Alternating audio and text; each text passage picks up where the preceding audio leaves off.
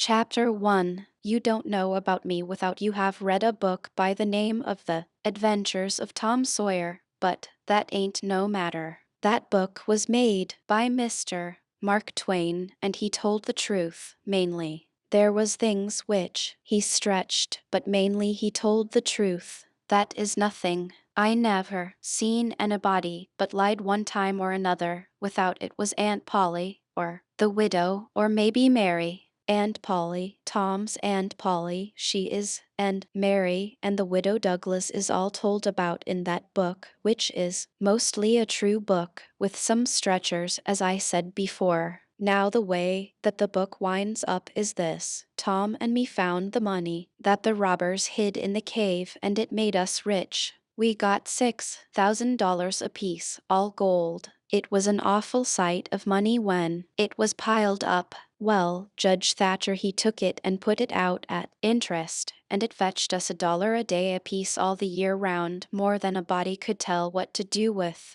The widow Douglas she took me for her son, and allowed she would civilize me, but it was rough, living in the house all the time, considering how dismal regular and decent the widow was in all her ways, and so when I couldn't stand it no longer I lit out. I got into my old rags and my sugar hogshead again, and was free and satisfied. But Tom Sawyer he hunted me up and said he was going to start a band of robbers and I may join if I would go back to the widow and be respectable. So I went back. The widow she cried over me and called me a poor lost lamb, and she called me a lot of other names, too. But she never meant no harm by it. She put me in them new clothes again, and I couldn't do nothing but sweat and feel all cramped up. Well, then, the old thing commenced again. The widow rung a bell for supper, and you had to come to time. When you got to the table you couldn't go right to eating,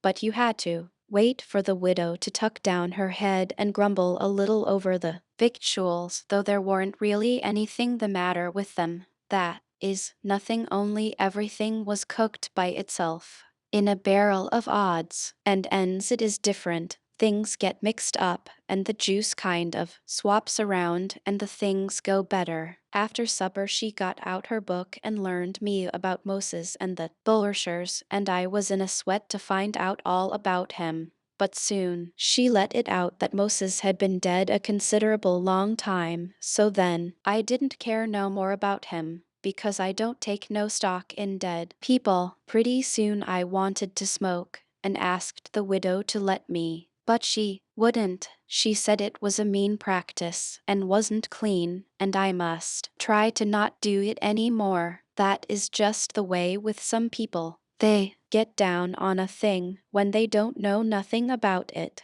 Here she was bothering about Moses, which was no kin to her, and no use to anybody, being gone, you see, yet finding a power of fault with me for doing a thing that had some good in it. And she took snuff, too. Of course that was all right, because she done it herself.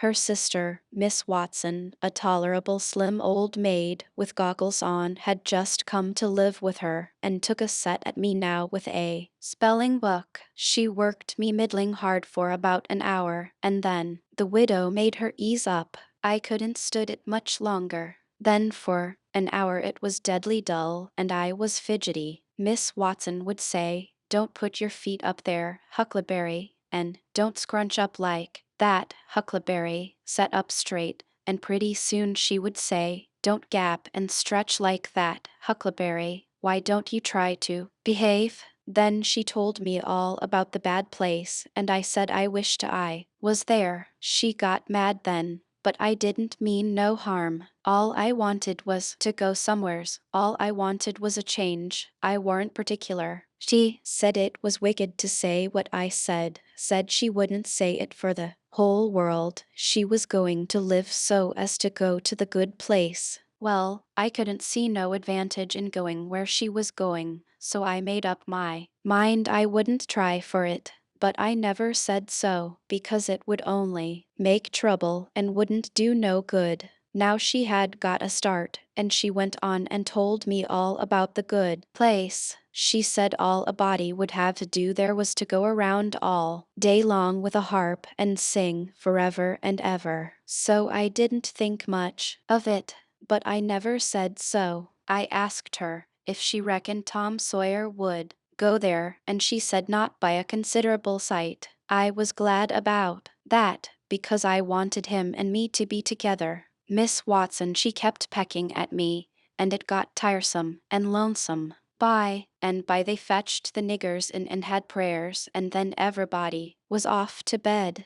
I went up to my room with a piece of candle and put it on the table. Then I sat down in a chair by the window and tried to think of something cheerful, but it warn't no use. I felt so lonesome I most wished I was dead. The stars were shining and the leaves rustled in the woods ever so mournful, and I heard an owl away off hoo-wooing about somebody that was dead, and a whippowill and a dog crying about somebody that was going to die, and the wind was trying to whisper something to me, and I couldn't make out what it was, and so it made the cold shivers run over me. Then away out in the woods I heard that kind of sound that a ghost makes when it wants to tell about something that's on its mind and can't make itself understood, and so can't rest easy in its grave, and has to go about that way every night grieving. I got so downhearted and scared I did wish I had some company. Pretty soon a spider went crawling up my shoulder, and I flipped it off and it lit in the candle, and before I could budge it was all shriveled up.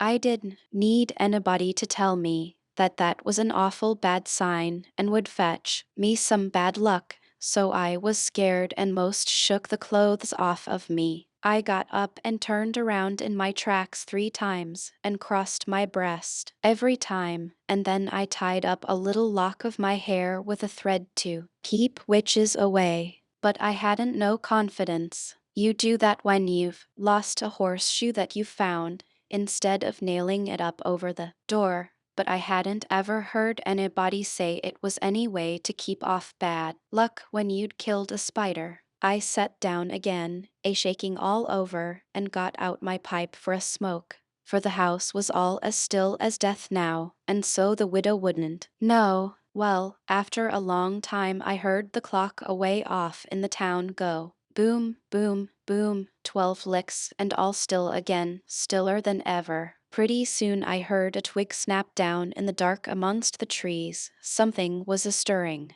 I sat still and listened. Directly I could just barely hear a meow, meow, down there. That was good, says I, meow, meow, as soft as I could, and then I put out the light and scrambled out of the window onto the shed.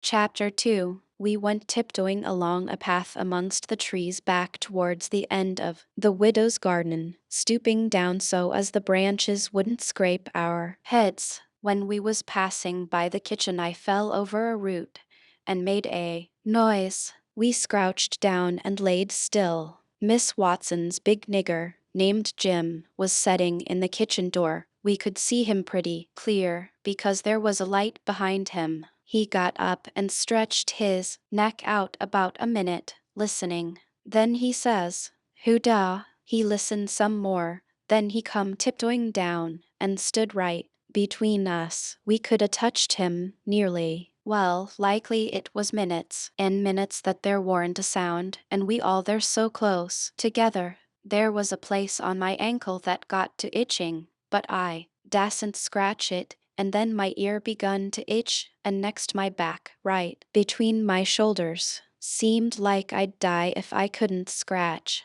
Well, I've noticed that thing plenty times since. If you are with a quality, or at a funeral, or trying to go to sleep when you ain't sleepy, if you are anywheres where it won't do for you to scratch, why you will itch all over in upwards of 1,000 places. Pretty soon Jim says, "Say, who is you? War is you? Dog my cats ef I didn't hear somethin'." Well, I know what I's gwine to do. I's gwine to set down here and listen till I hears it again. So he set down on the ground between me and Tom. He leaned his back up against a tree and stretched his legs out till one of them most touched one of mine. My nose begun to itch.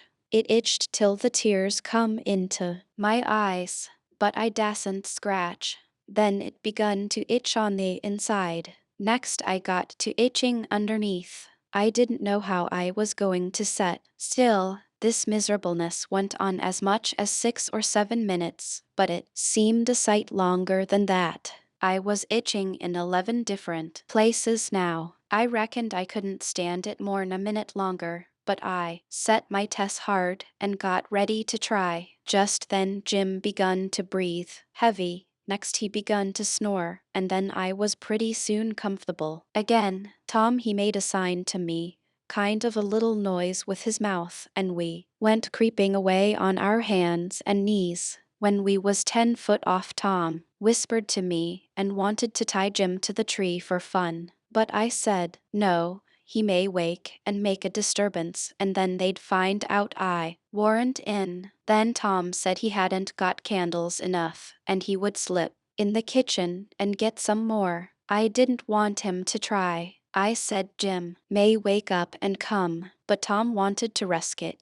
So we slid in there and got 3 candles, and Tom laid 5 cents on the table for pay. Then we got out, and I was in a sweat to get away. But nothing would do. Tom, but he must crawl to where Jim was on his hands and knees and play something on him. I waited, and it seemed a good while. Everything was so still and lonesome. As soon as Tom was back, we cut along the path, around the garden fence, and soon fetched up on the steep top of the hill the other side of the house. Tom said he slipped Jim's hat off of his head and hung it on a limb right over him, and Jim stirred a little, but he didn't wake. Afterwards Jim said the witches bewitched him and put him in a trance, and rode him all over the state, and then set him under the trees again, and hung his hat on a limb to show who done it. And next time Jim told Icky said they rode him down to New Orleans, and after that, every time he told it he spread it more and more, till soon he said they rode him all over the world and tired him most to death, and his back was all over saddle boils. Jim was monstrous proud about it, and he got so he wouldn't hardly notice the other niggers. Niggers would come miles to hear Jim tell about it, and he was more looked up to than any nigger in that country. Strange niggers would stand with their mouths open and look him all over, same as if he was a wonder. Niggers is always talking about witches in the dark by the kitchen fire, but whenever one was talking and letting on to know all about such things, Jim would happen in and say, "H.M., what you know 'bout witches?" And that nigger was corked up and had to take a back seat. Jim always kept that 5-center piece round his neck with a string, and said it was a charm the devil give to him with his own hands, and told him he could cure anybody with it and fetch witches whenever he wanted to just by saying something to it, but he never told what it was he said to it.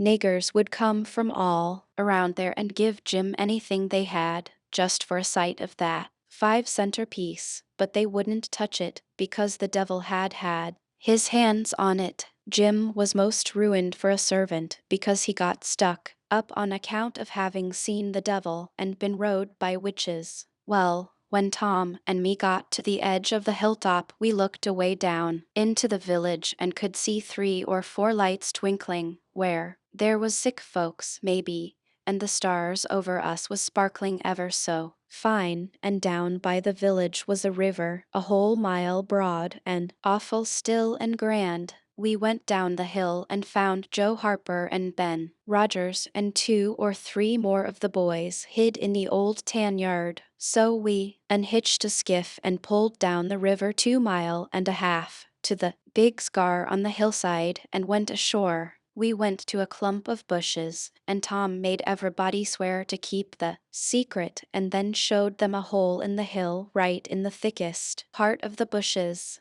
Then we lit the candles and crawled in on our hands and knees. We went about 200 yards, and then the cave opened up. Tom poked about amongst the passages, and pretty soon ducked under a wall, where you wouldn't 'a noticed that there was a hole. We went along a narrow place and got into a kind of room, all damp and sweaty and cold, and there we stopped. Tom says, "Now, we'll start this band of robbers and call it Tom Sawyer's Gang. Everybody that wants to join has got to take an oath and write his name in blood." Everybody was willing, so Tom got out a sheet of paper that he had wrote the oath on and read it. It swore every boy to stick to the band and never tell any of the secrets, and if anybody done anything to any boy in the band, whichever boy was ordered to kill that person and his family must do it, and he mustn't eat and he mustn't sleep till he had killed them and hacked a cross in their breasts, which was the sign of the band, and nobody that didn't belong to the band could use that mark, and if he did he must be sued, and if he done it again he must be killed. And if anybody that belonged to the band told the secrets, he must have his throat cut, and then have his carcass burnt up and the ashes scattered all around, and his name blotted off of the list with blood and never mentioned again by the gang, but have a curse put on it and be forgot forever. Everybody said it was a real beautiful oath, and asked Tom if he got it out of his own head. He said some of it, but the rest was out of pirate books and robber books, and every gang that was high-toned had it. Some thought it would be good to kill the families of boys that told the secrets. Tom said it was a good idea, so he took a pencil and wrote it in. Then Ben Rogers says, "Here's Huck Finn, he hain't got no family. What you going to do 'bout him?" "Well, hain't he got a father?" says Tom Sawyer. "Yes, he's got a father, but you can't never find him these days. He used to lay drunk with the hogs in the tan yard, but he hain't been seen in these parts for a year or more. They talked it over, and they was going to rule me out, because they said every boy must have a family or somebody to kill, or else it wouldn't be fair and square for the others. Well, nobody could think of anything to do. Everybody was stumped and set still. I was most ready to cry, but all at once I thought of a way, and so I offered them Miss Watson. They could kill her. Everybody said, "Oh, she'll do. That's all right. Huck can come in." Then they all stuck a pin in their fingers to get blood to sign with, and I made my mark on the paper. "Now," says Ben Rogers, "what's the line of business of this gang?" "Nothing, only robbery and murder," Tom said. "But who are we going to rob? Houses or cattle or stuff?" "Stealing cattle and such things ain't robbery, it's burglary," says Tom Sawyer. "We ain't burglars. That ain't no sort of style. We are highwaymen. We stop stages and carriages on the road with masks on and kill the people and take their watches and money." "Must we always kill the people?" "Oh, certainly. It's best. Some authorities think different, but mostly it's considered best to kill them, except some that you bring to the cave here and keep them till they're ransomed." "Ransomed? What's that?" "I don't know, but that's what they do. I've seen it in books, and so, of course, that's what we've got to do. But how can we do it if we don't know what it is?" "Why, blame it all, we've got to do it. Don't I tell you it's in the books? Do you want to go to doing different from what's in the books and get things all muddled up?" "Oh, that's all very fine to say, Tom Sawyer, but how in the nation are these fellows going to be ransomed if we don't know how to do it to them?" "That's the thing I want to get at. Now, what do you reckon it is?" "Well, I don't know, but perhaps if we keep them till they're ransomed, it means that we keep them till they're dead." "Now, that's something like. That'll answer. Why couldn't you said that before? We'll keep them till they're ransomed to death, and a bothersome lot they'll be, too, eating up everything and always trying to get loose." "How you talk, Ben Rogers. How can they get loose when there's a guard over them, ready to shoot them down if they move a peg?" "A guard? Well, that is good. So somebody's got to set up all night and never get any sleep, just so as to watch them. I think that's foolishness. Why can't a body take a club and ransom them as soon as they get here?" Because it ain't in the books, so that's why. Now, Ben Rogers, do you want to do things regular, or don't you? That's the idea. Don't you reckon that the people that made the books knows what's the correct thing to do? Do you reckon you can learn anything? Not by a good deal. No, sir, we'll just go on and ransom them in the regular way. All right, I don't mind, but I say it's a fool way, anyhow. Say, do we kill the women, too? Well, Ben Rogers, if I was as ignorant as you, I wouldn't let on. Kill the women? No, nobody ever saw anything in the books like that. You fetch them to the cave, and you're always as polite as pie to them, and soon they fall in love with you, and never want to go home any more. Well, if that's the way, I'm agreed, but I don't take no stock in it. Mighty soon we'll have the cave so cluttered up with women and fellows waiting to be ransomed that there won't be no place for the robbers. But go ahead, I ain't got nothing to say. Little Tommy Barnes was asleep now, and when they waked him up he was scared and cried and said he wanted to go home to his ma and didn't want to be a robber any more. So they all made fun of him and called him Crybaby, and that made him mad, and he said he would go straight and tell all the secrets. But Tom give him 5 cents to keep quiet, and said we would all go home and meet next week and rob somebody and kill some people. Ben Rogers said he couldn't get out much, only Sundays, and so he wanted to begin next Sunday. But all the boys said it would be wicked to do it on Sunday, and that settled the thing. They agreed to get together and fix a day as soon as they could, and then we elected Tom Sawyer first captain and Joe Harper second captain of the gang, and so started home. I clumb up the shed and crept into my window just before day was breaking. Chapter 3. Well, I got a good going over in the morning from old Miss Watson on account of my clothes, but the widow she didn't scold, but only cleaned off the grease and clay, and looked so sorry that I thought I would behave a while if I could. Then Miss Watson she took me in the closet and prayed, but nothing come of it. She told me to pray every day, and whatever I asked for I would get it. But it warn't so. I tried it. Once I got a fish line, but no hooks. It warn't any good to me without hooks. I tried for the hooks 3 or 4 times, but somehow I couldn't make it work soon. One day I asked Miss Watson to try for me, but she said I was a fool. She never told me why, and I couldn't make it out. No way. I sat down one time back in the woods and had a long think about it. I says to myself, if a body can get anything they pray for, why don't Deacon Wynne get back the money he lost on pork?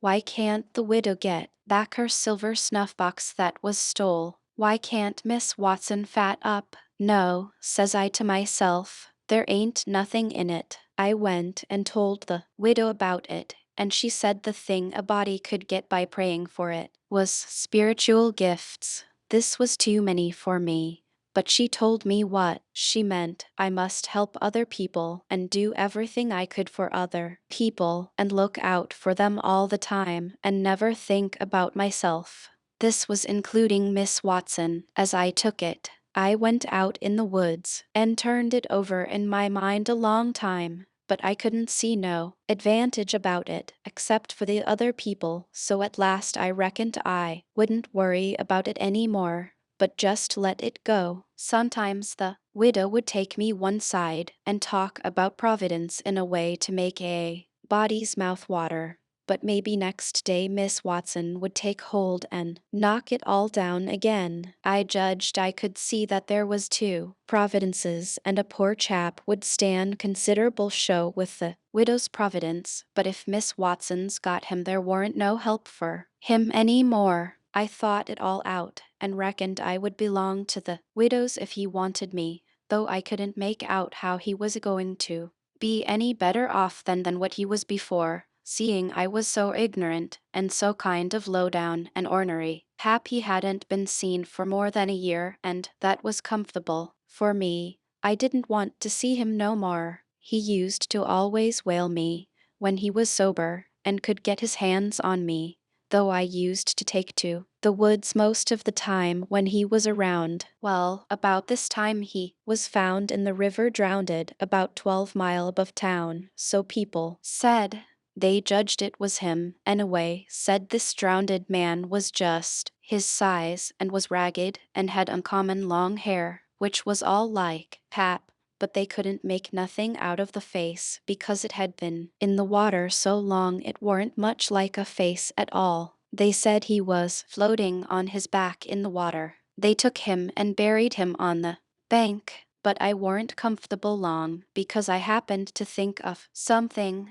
I knowed mighty well that a drowned man don't float on his back but on his face. So I knowed then that this warn't pap but a woman dressed up in a man's clothes. So I was uncomfortable again. I judged the old man would turn up again soon, though I wished he wouldn't. We played robber now and then about a month, and then I resigned. All the boys did. We hadn't robbed nobody, hadn't killed any people, but only just pretended. We used to hop out of the woods and go charging down on hog drivers and women in carts taking garden stuff to market. But we never hived any of them. Tom Sawyer called the hogs ingots, and he called the turnips and stuff jewelry, and we would go to the cave and powwow over what we had done and how many people we had killed and marked. But I couldn't see no profit in it. One time Tom sent a boy to run about town with a blazing stick,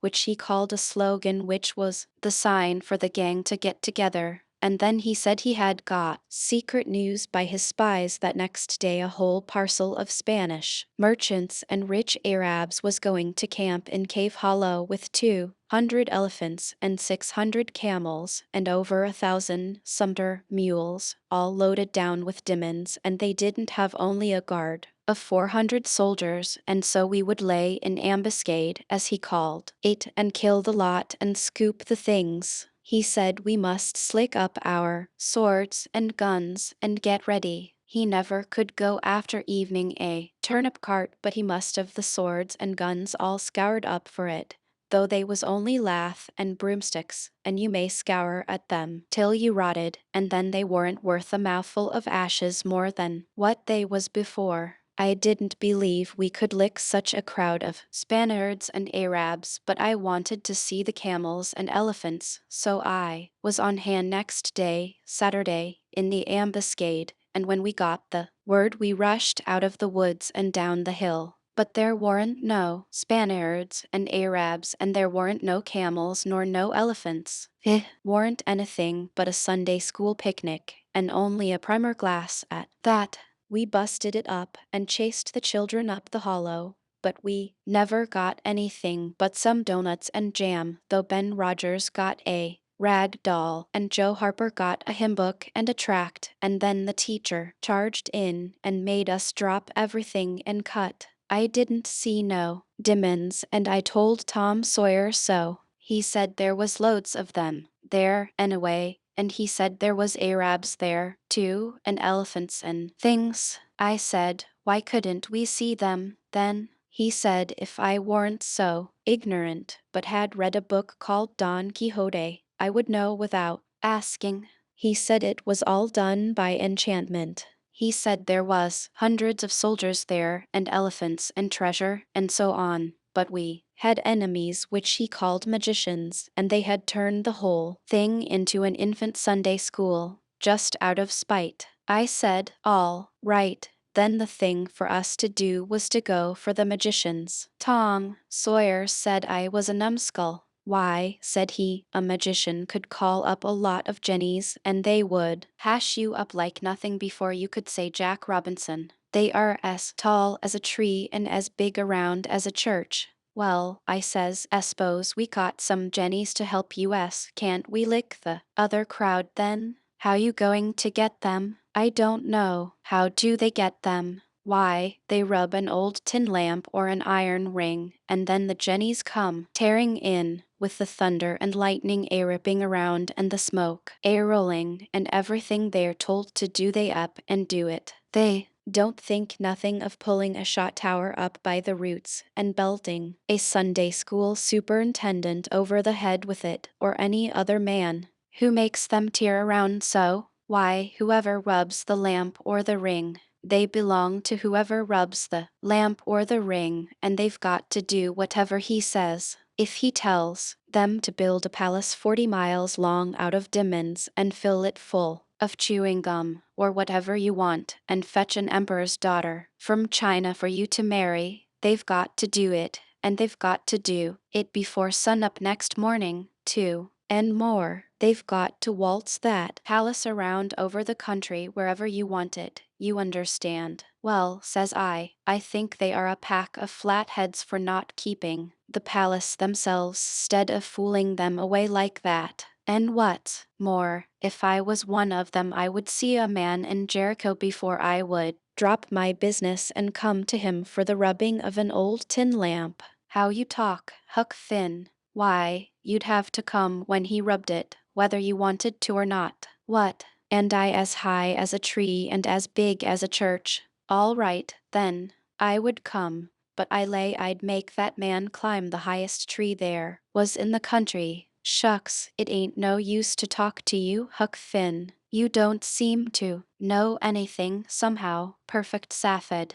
I thought all this over for 2 or 3 days, and then I reckoned I would see if there was anything in it. I got an old tin lamp and an iron ring, and went out in the woods and rubbed till I sweat like an Injun, calculating to build a palace and sell it. But it warn't no use, none of the jennies come. So then I judged that all that stuff was only just one of Tom Sawyer's lies. I reckoned he believed in the Arabs and the elephants, but as for me, I think different.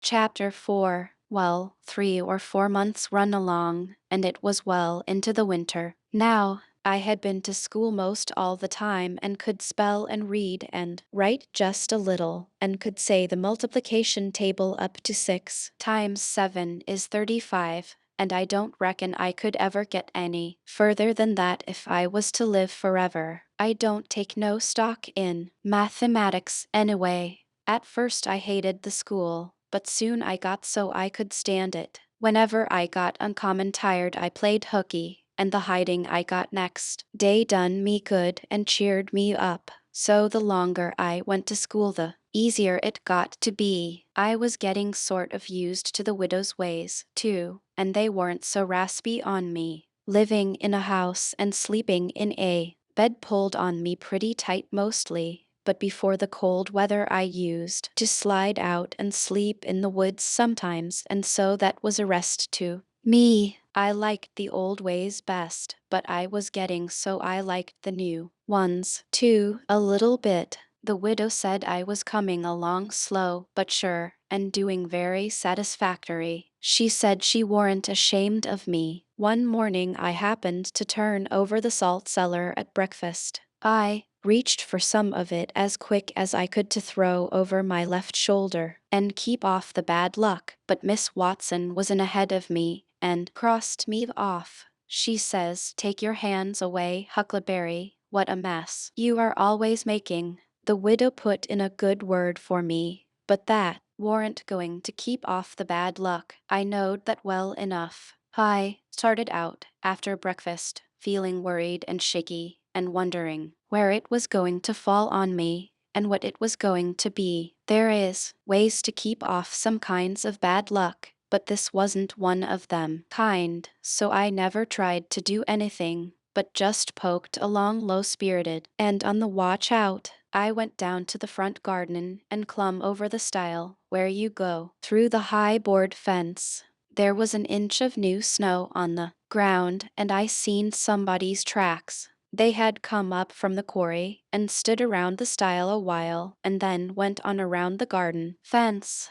It was funny they hadn't come in after standing around so. I couldn't make it out. It was very curious, somehow. I was going to follow around, but I stooped down to look at the tracks first. I didn't notice anything at first, but next I did. There was a cross in the left boot heel made with big nails to keep off the devil. I was up in a second and shinning down the hill. I looked over my shoulder every now and then, but I didn't see nobody. I was at Judge Thatcher's as quick as I could get there. He said, "Why, my boy, you are all out of breath. Did you come for your interest?" "No, sir," I says. "Is there some for me?" "Oh, yes, a half-yearly is in last night, over $150. Quite a fortune for you. You had better let me invest it along with your 6,000, because if you take it you'll spend it." "No, sir," I says, "I don't want to spend it.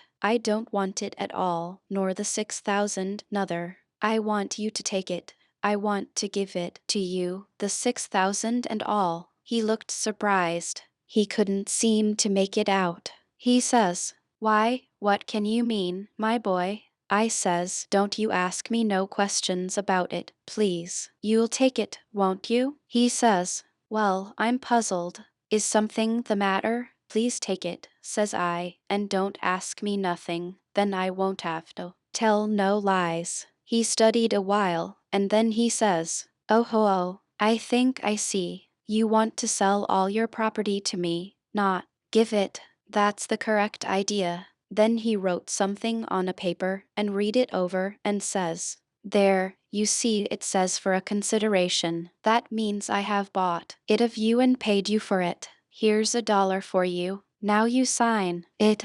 So I signed it and left. Miss Watson's nigger, Jim, had a hairball as big as your fist, which had been took out of the fourth stomach of an ox, and he used to do magic with it. He said there was a spirit inside of it, and it knowed everything. So I went to him that night and told him Pap was here again, for I found his tracks in the snow. What I wanted to know was what he was going to do, and was he going to stay? Jim got out his hairball and said something over it, and then he held it up and dropped it on the floor. It fell pretty solid and only rolled about an inch. Jim tried it again and then another time, and it acted just the same. Jim got down on his knees and put his ear against it and listened. But it warn't no use. He said it wouldn't talk. He said sometimes it wouldn't talk without money. I told him I had an old slick counterfeit quarter that warn't no good because the brass showed through the silver a little, and it wouldn't pass nohow evening if the brass didn't show, because it was so slick it felt greasy, and so that would tell on it every time. I reckoned I wouldn't say nothing about the $1 I got from the judge. I said it was pretty bad money, but maybe the hairball would take it, because maybe it wouldn't know the difference. Jim smelt it and bit it and rubbed it and said he would manage so the hairball would think it was good. He said he would split open a raw Irish potato and stick the quarter in between and keep it there all night, and next morning you couldn't see no brass and it wouldn't feel greasy no more, and so anybody in town would take it in a minute, let alone a hairball. Well, I knowed a potato would do that before, but I had forgot it. Jim put the quarter under the hairball and got down and listened again. This time he said the hairball was all right. He said it would tell my whole fortune if I wanted it to. I says, "Go on." So the hairball talked to Jim and Jim told it to me. He says, "Yo ol' father don't know yit what he's a-gwin to do. Sometimes he spec he'll go way, and den agin he spec he'll stay. De best way is to res easy and let de ol' man take his own way. Dey's two angels hoverin' round 'bout him. One UVM is white and shiny, and t'other one is black. De white one gets him to go right a little while, den de black one sail in and bust it all up. A body can't tell yit which one gwin to fetch him at de loss. But you is all right. You gwin to have considerable trouble in yo' life, and considerable joy. Sometimes you gwin to get hurt, and sometimes you gwin to get sick, but every time you's gwin to get well again. Dey's two gals flyin' 'bout you in yo' life. One UVM's light, and t'other one is dark. One is rich and t'other is po. Use gwyn to marry de po one fust and de rich one by and by. Chapter 5. I had shut the door to. Then I turned around and there he was. I used to be scared of him all the time. He tanned me so much. I reckoned I was scared now, too. But in a minute I see I was mistaken. That is after the first jolt, as you may say, when my breath sort of hitched, he being so unexpected. But right away after I see I warn't scared of him worth bothering about. He was most 50, and he looked it. His hair was long and tangled and greasy, and hung down, and you could see his eyes shining through like he was behind vines. It was all black, no gray, so was his long, mixed up whiskers. There warn't no color in his face, where his face showed. It was white, not like another man's white, but a white to make a body sick, a white to make a body's flesh crawl, a tree-toad white, a fish belly white. As for his clothes, just rags, that was all. He had one ankle resting on t'other knee. The boot on that foot was busted, and two of his toes stuck through, and he worked them now and then. His hat was laying on the floor, an old black slouch with the top caved in like a lid. I stood a-looking at him. He sat there a-looking at me, with his chair tilted back a little. I set the candle down. I noticed the window was up, so he had clum in by the shed. He kept a-looking me all over. By and by he says, "Starchy clothes, very. You think you're a good deal of a big bug, don't you?" "Maybe I am, maybe I ain't," I says. "Don't you give me none o' your lip," says he. "You've put on considerable many frills since I've been away. I'll take you down a peg before I get done with you. You're educated, too, they say, can read and write. You think you're better'n your father, now, don't you, because he can't? I'll take it out of you. Who told you you may meddle with such hifalutin foolishness, hey? Who told you you could? The widow. She told me. The widow, hey? And who told the widow she could put in her shovel about a thing that ain't none of her business? Nobody never told her. Well, I'll learn her how to meddle. And looky here, you drop that school, you hear? I'll learn people to bring up a boy to put on airs over his own father and let on to be better'n what he is. You lemme catch you fooling around that school again, you hear? Your mother couldn't read, and she couldn't write, nuther, before she died. None of the family couldn't before they died. I can't, and here you're swelling yourself up like this. I ain't the man to stand it, you hear? Say, lemme hear you read." I took up a book and begun something about General Washington and the wars. When I'd read about a half a minute, he fetched the book a whack with his hand and knocked it across the house. He says, "It's so. You can do it. I had my doubts when you told me. Now looky here, you stop that putting on frills. I won't have it. I'll lay for you, my smarty, and if I catch you about that school I'll tan you good. First you know you'll get religion, too. I never see such a son." He took up a little blue and yaller picture of some cows and a boy, and says, "What's this?" "It's something they give me for learning my lessons good." He tore it up and says, "I'll give you something better. I'll give you a cowhide." He sat there a-mumbling and a-growling a minute, and then he says, "Ain't you a sweet-scented dandy, though? A bed, and bedclothes, and a looking-glass, and a piece of carpet on the floor, and your own father got to sleep with the hogs in the tan-yard. I never see such a son. I bet I'll take some o' these frills out o' you before I'm done with you. Why, there ain't no end to your heirs. They say you're rich. Hey? How's that? They lie, that's how. Looky here, mind how you talk to me.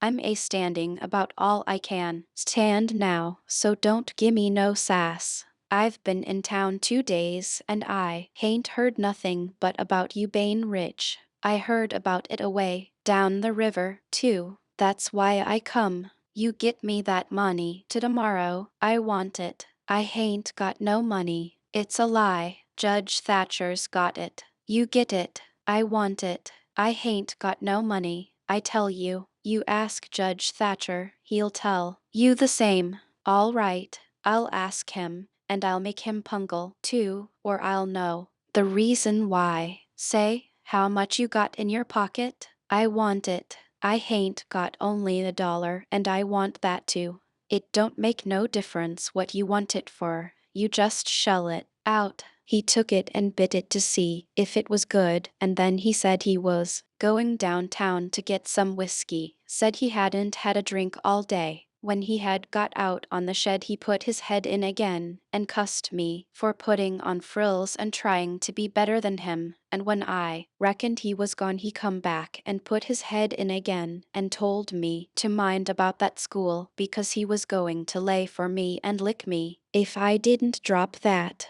Next day he was drunk, and he went to Judge Thatcher's and bullyragged him, and tried to make him give up the money, but he couldn't, and then he swore he'd make the law force him. The judge and the widow went to law to get the court to take me away from him and let one of them be my guardian. But it was a new judge that had just come, and he didn't know the old man, so he said courts mustn't interfere and separate families if they could help it. Said he'd druther not take a child away from its father. So Judge Thatcher and the widow had to quit on the business. That pleased the old man till he couldn't rest. He said he'd cowhide me till I was black and blue if I didn't raise some money for him. I borrowed $3 from Judge Thatcher, and Pap took it and got drunk and went blowing around and cussing and whooping and carrying on, and he kept it up all over town with a tin pan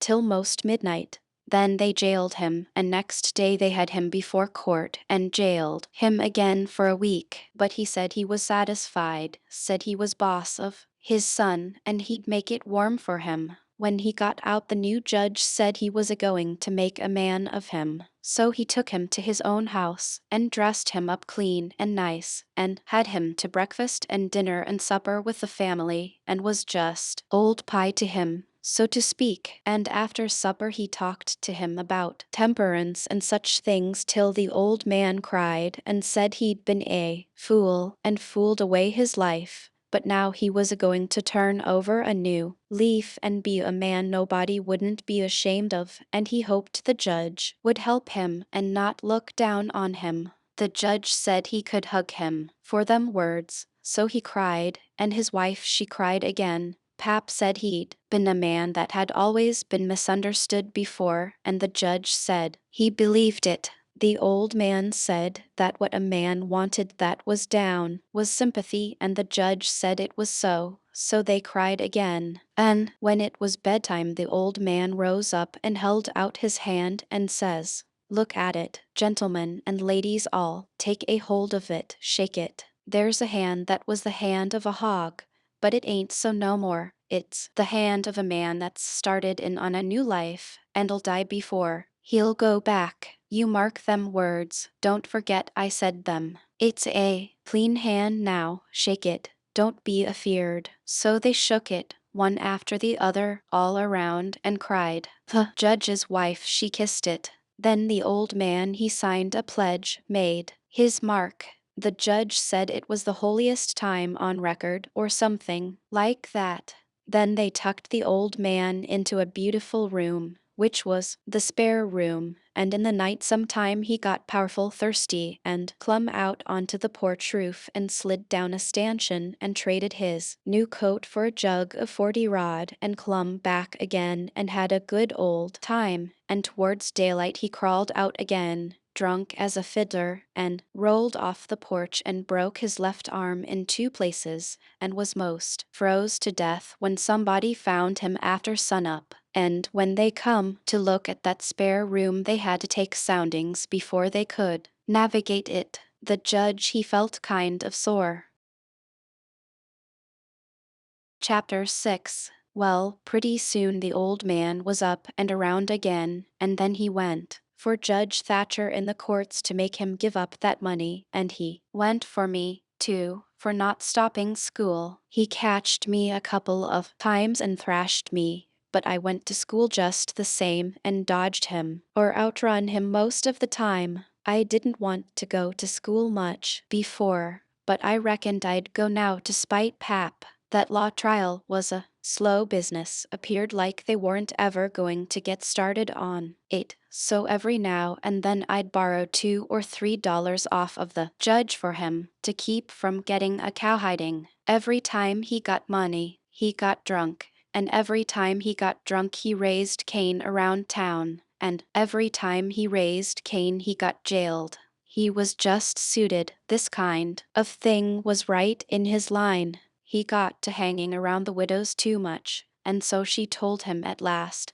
that if he didn't quit using around there she would make trouble for him. Well, wasn't he mad? He said he would show who was Huck Finn's boss. So, he watched out for me one day in the spring, and catched me, and took me up the river about 3 mile in a skiff and crossed over to the Illinois shore where it was woody and there weren't no houses but an old log hut in a place where the timber was so thick you couldn't find it if you didn't know where it was. He kept me with him all the time, and I never got a chance to run off. We lived in that old cabin, and he always locked the door and put the key under his head nights. He had a gun which he had stole, I reckon, and we fished and hunted, and that was what we lived on. Every little while he locked me in and went down to the store, 3 miles, to the ferry, and traded fish and game for whiskey, and fetched it home and got drunk and had a good time, and licked me. The widow she found out where I was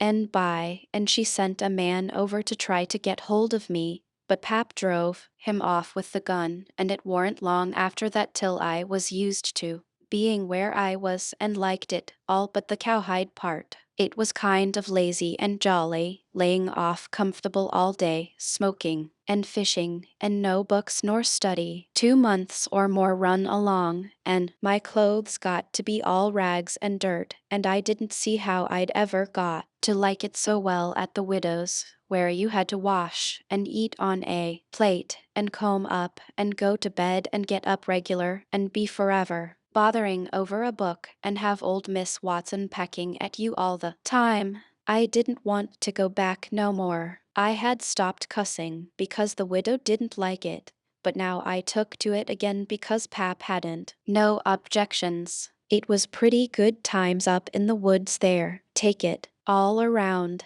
But soon Pap got too handy with his hickory, and I couldn't stand it.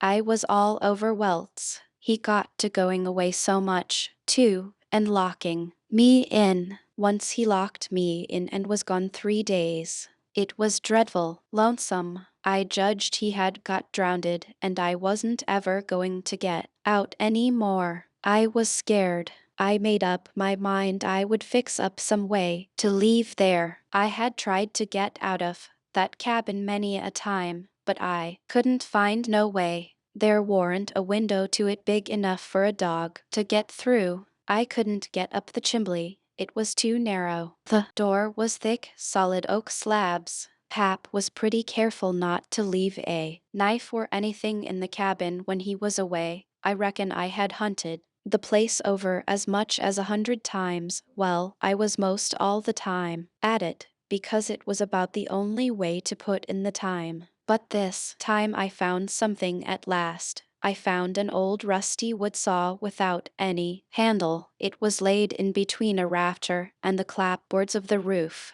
I greased it up and went to work. There was an old horse blanket nailed against the logs at the far end of the cabin behind the table to keep the wind from blowing through the chinks and putting the candle out. I got under the table and raised the blanket and went to work to saw a section of the big bottom log out, big enough to let me through. Well, it was a good long job, but I was getting towards the end of it when I heard Pap's gun in the woods. I got rid of the signs of my work and dropped the blanket and hid my saw, and pretty soon Pap come in. Pap warn't in a good humor, so he was his natural self. He said he was downtown and everything was going wrong. His lawyer said he reckoned he would win his lawsuit and get the money if they ever got started on the trial, but then there was ways to put it off a long time, and Judge Thatcher knowed how to do it. And he said people allowed there'd be another trial to get me away from him and give me to the widow for my guardian, and they guessed it would win this time. This shook me up considerable because I didn't want to go back to the widows any more and be so cramped up and civilized, as they called it. Then the old man got to cussing, and cussed everything and everybody he could think of, and then cussed them all over again to make sure he hadn't skipped any, and after that he polished off with a kind of a general cuss all round, including a considerable parcel of people which he didn't know the names of, and so called them what's his name when he got to them, and went right along with his cussing. He said he would like to see the widow get me. He said he would watch out, and if they tried to come any such game on him, he knowed of a place 6 or 7 mile off to stow me in, where they may hunt till they dropped and they couldn't find me. That made me pretty uneasy again, but only for a minute. I reckoned I wouldn't stay on hand till he got that chance. The old man made me go to the skiff and fetch the things he had got.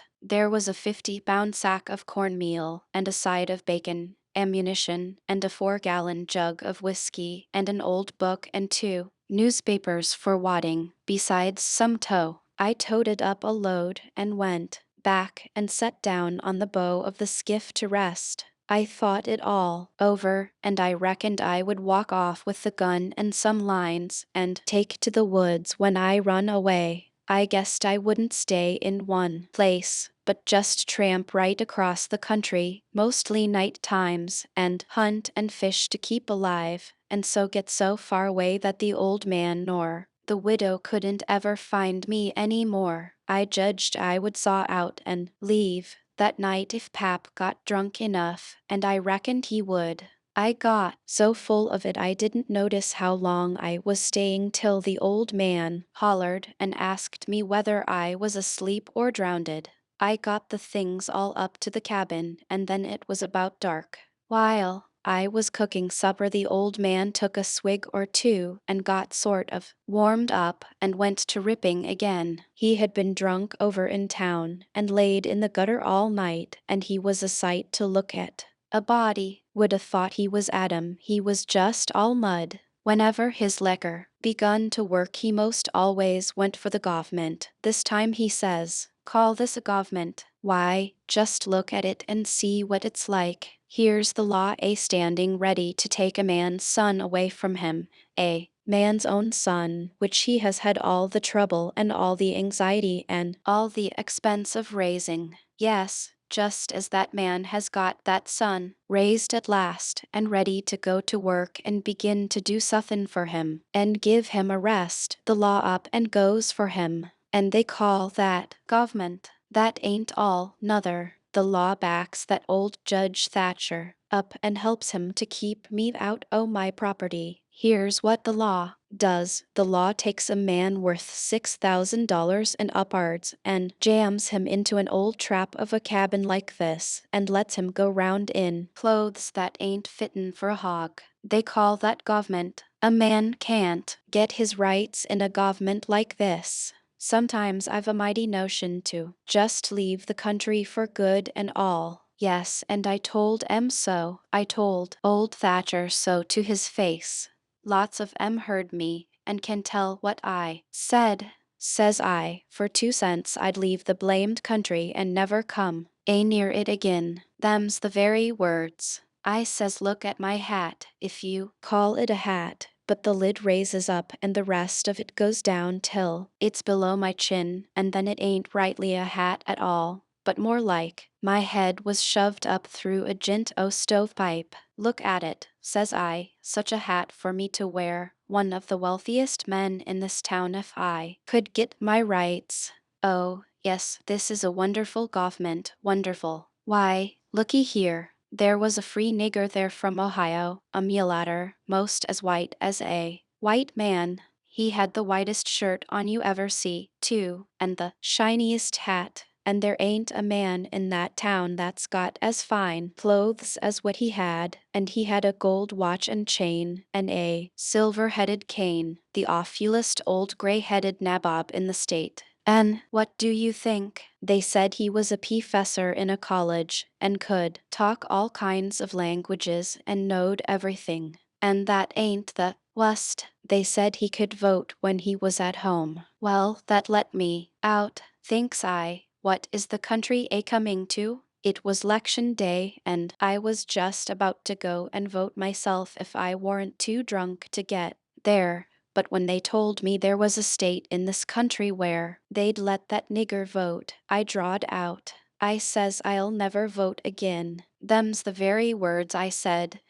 They all heard me, and the country may rot. For all me, I'll never vote again as long as I live. And to see the cool way of that nigger, why, he wouldn't a give me the road if I hadn't shoved him out o' the way. I says to the people, why ain't this nigger put up at auction and sold? That's what I want to know. And what do you reckon they said? Why, they said he couldn't be sold till he'd been in the state 6 months, and he hadn't been there that long yet.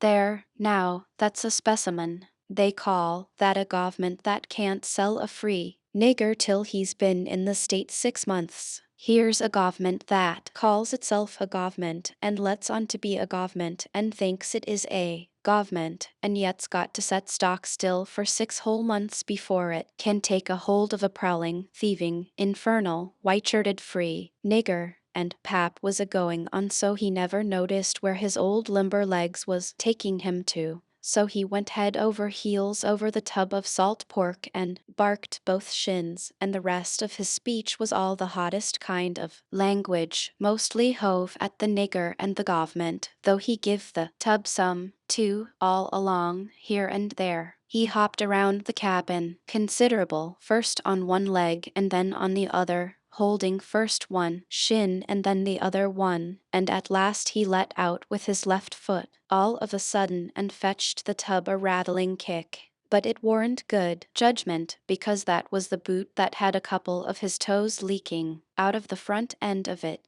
So now he raised a howl that fairly made a body's hair raise, and down he went in the dirt, and rolled there, and held his toes, and the cussing he done then laid over anything he had ever done previous. He said so his own self afterwards.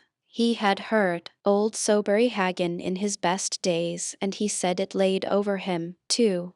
But I reckon that was sort of piling it on, maybe. After supper Pap took the jug, and said he had enough whiskey there for 2 drunks and 1 delirium tremens. That was always his word. I judged he would be blind drunk in about an hour, and then I would steal the key, or saw myself out, one or t'other. He drank and tumbled down on his blankets soon, but luck didn't run my way. He didn't go sound asleep, but was uneasy. He groaned and moaned and thrashed around this way and that for a long time. At last I got so sleepy I couldn't keep my eyes open all I could do, and so before I knowed what I was about, I was sound asleep and the candle burning. I don't know how long I was asleep, but all of a sudden there was an awful scream and I was up. There was Pap looking wild and skipping around every which way and yelling about snakes. He said they was crawling up his legs, and then he would give a jump and scream and say one had bit him on the cheek, but I couldn't see no snakes. He started and run round and round the cabin, hollering, "Take him off, take him off. He's biting me on the neck." I never see a man look so wild in the eyes. Pretty soon he was all fagged out and fell down panting. Then he rolled over and over wonderful fast, kicking things every which way, and striking and grabbing at the air with his hands, and screaming and saying, there was devils a hold of him. He wore out soon, and laid still a while, moaning. Then he laid stiller and didn't make a sound. I could hear the owls and the wolves away off in the woods, and it seemed terrible still. He was laying over by the corner. Soon he raised up part way and listened with his head to one side.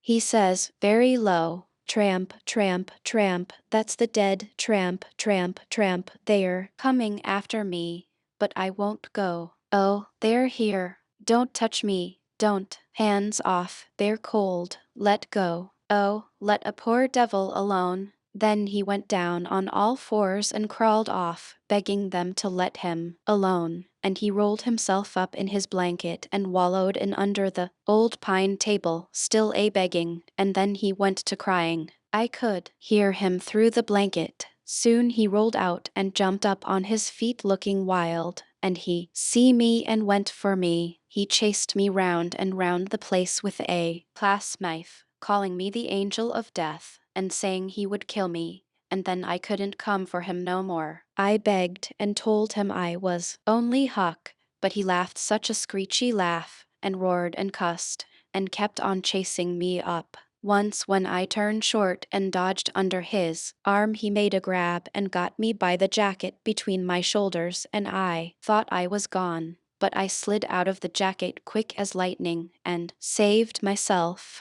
Pretty soon he was all tired out and dropped down with his back against the door and said he would rest a minute and then kill me. He put his knife under him and said he would sleep and get strong, and then he would see who was who. So he dozed off pretty soon. Soon I got the old split-bottom chair and clumb up as easy as I could, not to make any noise, and got down the gun.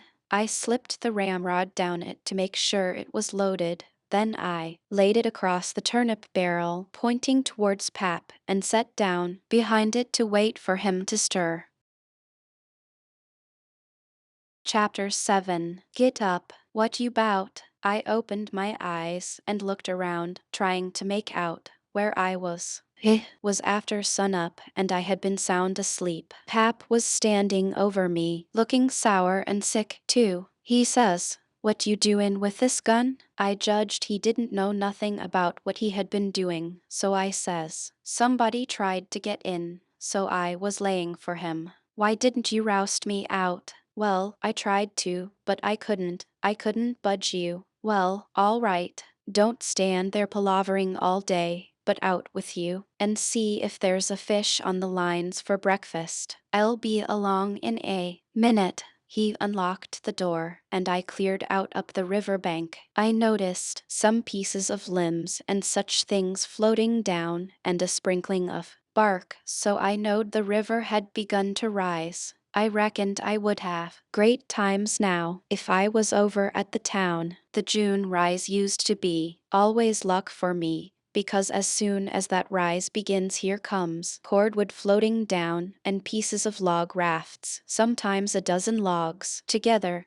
So all you have to do is to catch them and sell them to the wood yards and the sawmill. I went along up the bank with one eye out for Pap and t'other one out for what the rise may fetch along. Well, all at once here comes a canoe. Just a beauty, too, about 13 or 14 foot long, riding high, like a duck. I shot headfirst off of the bank like a frog, clothes and all on, and struck out for the canoe. I just expected there'd be somebody laying down in it, because people often done that to fool folks, and when a chap had pulled a skiff out most to it they'd raise up and laugh at him. But it warn't so this time. It was a drift canoe sure enough, and I clomb in and paddled her ashore. Thinks I, the old man will be glad when he sees this, she's worth $10. But when I got to shore, Pap wasn't in sight yet, and as I was running her into a little creek like a gully, all hung over with vines and willows, I struck another idea. I judged I'd hide her good, and then, 'stead of taking to the woods when I run off, I'd go down the river about 50 mile and camp in one place for good, and not of such a rough time tramping on foot. It was pretty close to the shanty, and I thought I heard the old man coming all the time, but I got her hid, and then I out and looked around a bunch of willows, and there was the old man down the path a piece just drawing a bead on a bird with his gun, so he hadn't seen anything. When he got along I was hard at it taking up a trot line. He abused me a little for being so slow, but I told him I fell in the river, and that was what made me so long. I knowed he would see I was wet, and then he would be asking questions. We got 5 catfish off the lines and went home. While we laid off after breakfast to sleep up, both of us being about wore out, I got to thinking that if I could fix up some way to keep Pap and the widow from trying to follow me, it would be a certainer thing than trusting to luck to get far enough off before they missed me. You see, all kinds of things may happen. Well, I didn't see no way for a while, but soon Pap raised up a minute to drink another barrel of water, and he says, "Another time a man comes a prowling round here you roust me out. You hear? That man warn't here for no good. I'd a shot him. Next time you roust me out, you hear?" Then he dropped down and went to sleep again. But what he had been saying give me the very idea I wanted.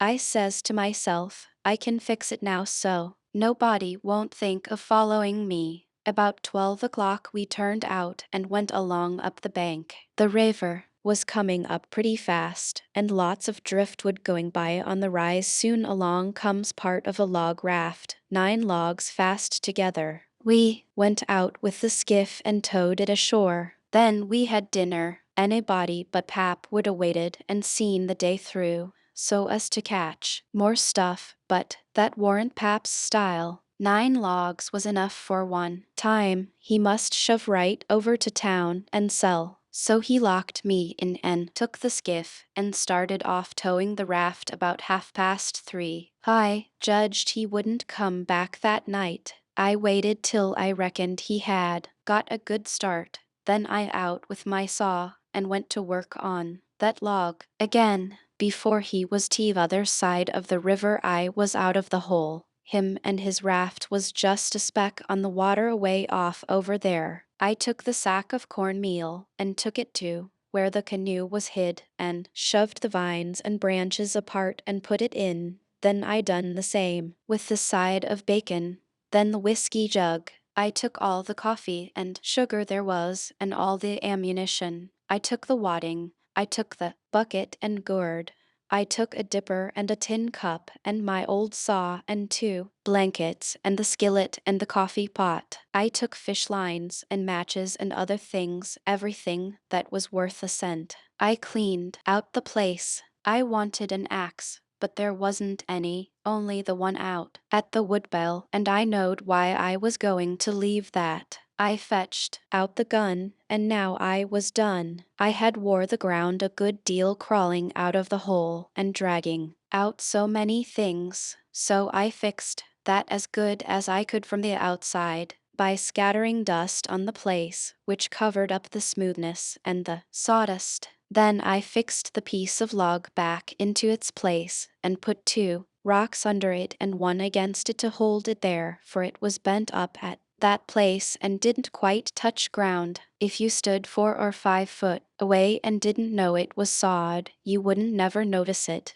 And besides, this was the back of the cabin, and it warn't likely anybody would go fooling around there. It was all grass clear to the canoe, so I hadn't left a track. I followed around to see. I stood on the bank and looked out over the river. All safe. So I took the gun and went up a piece into the woods and was hunting around for some birds, when I see a wild pig. Hogs soon went wild in them bottoms after they had got away from the prairie farms. I shot this fellow and took him into camp. I took the axe and smashed in the door. I beat it and hacked it, considerable doing it. I fetched the pig in and took him back nearly to the table and hacked into his throat with the axe and laid him down on the ground to bleed. I say ground because it was ground hard packed and no boards. Well, next I took an old sack and put a lot of big rocks in it, all I could drag, and I started it from the pig and dragged it to the door and through the woods down to the river and dumped it in, and down it sunk, out of sight. You could easy see that something had been dragged over the ground. I did wish Tom Sawyer was there. I knowed he would take an interest in this kind of business and throw in the fancy touches. Nobody could spread himself like Tom Sawyer in such a thing as that. Well, last I pulled out some of my hair and blooded the axe good and stuck it on the back side and slung the axe in the corner. Then I took up the pig and held him to my breast with my jacket so he couldn't drip, till I got a good piece below the house and then dumped him into the river. Now I thought of something else, so I went and got the bag of meal and my old saw out of the canoe and fetched them to the house. I took the bag to where it used to stand and ripped a hole in the bottom of it with the saw, for there weren't no knives and forks on the place. Pap done everything with his clasp knife about the cooking. Then I carried the sack about 100 yards across the grass and through the willows east of the house to a shallow lake that was 5 mile wide and full of rushes and ducks too, you may say, in the season.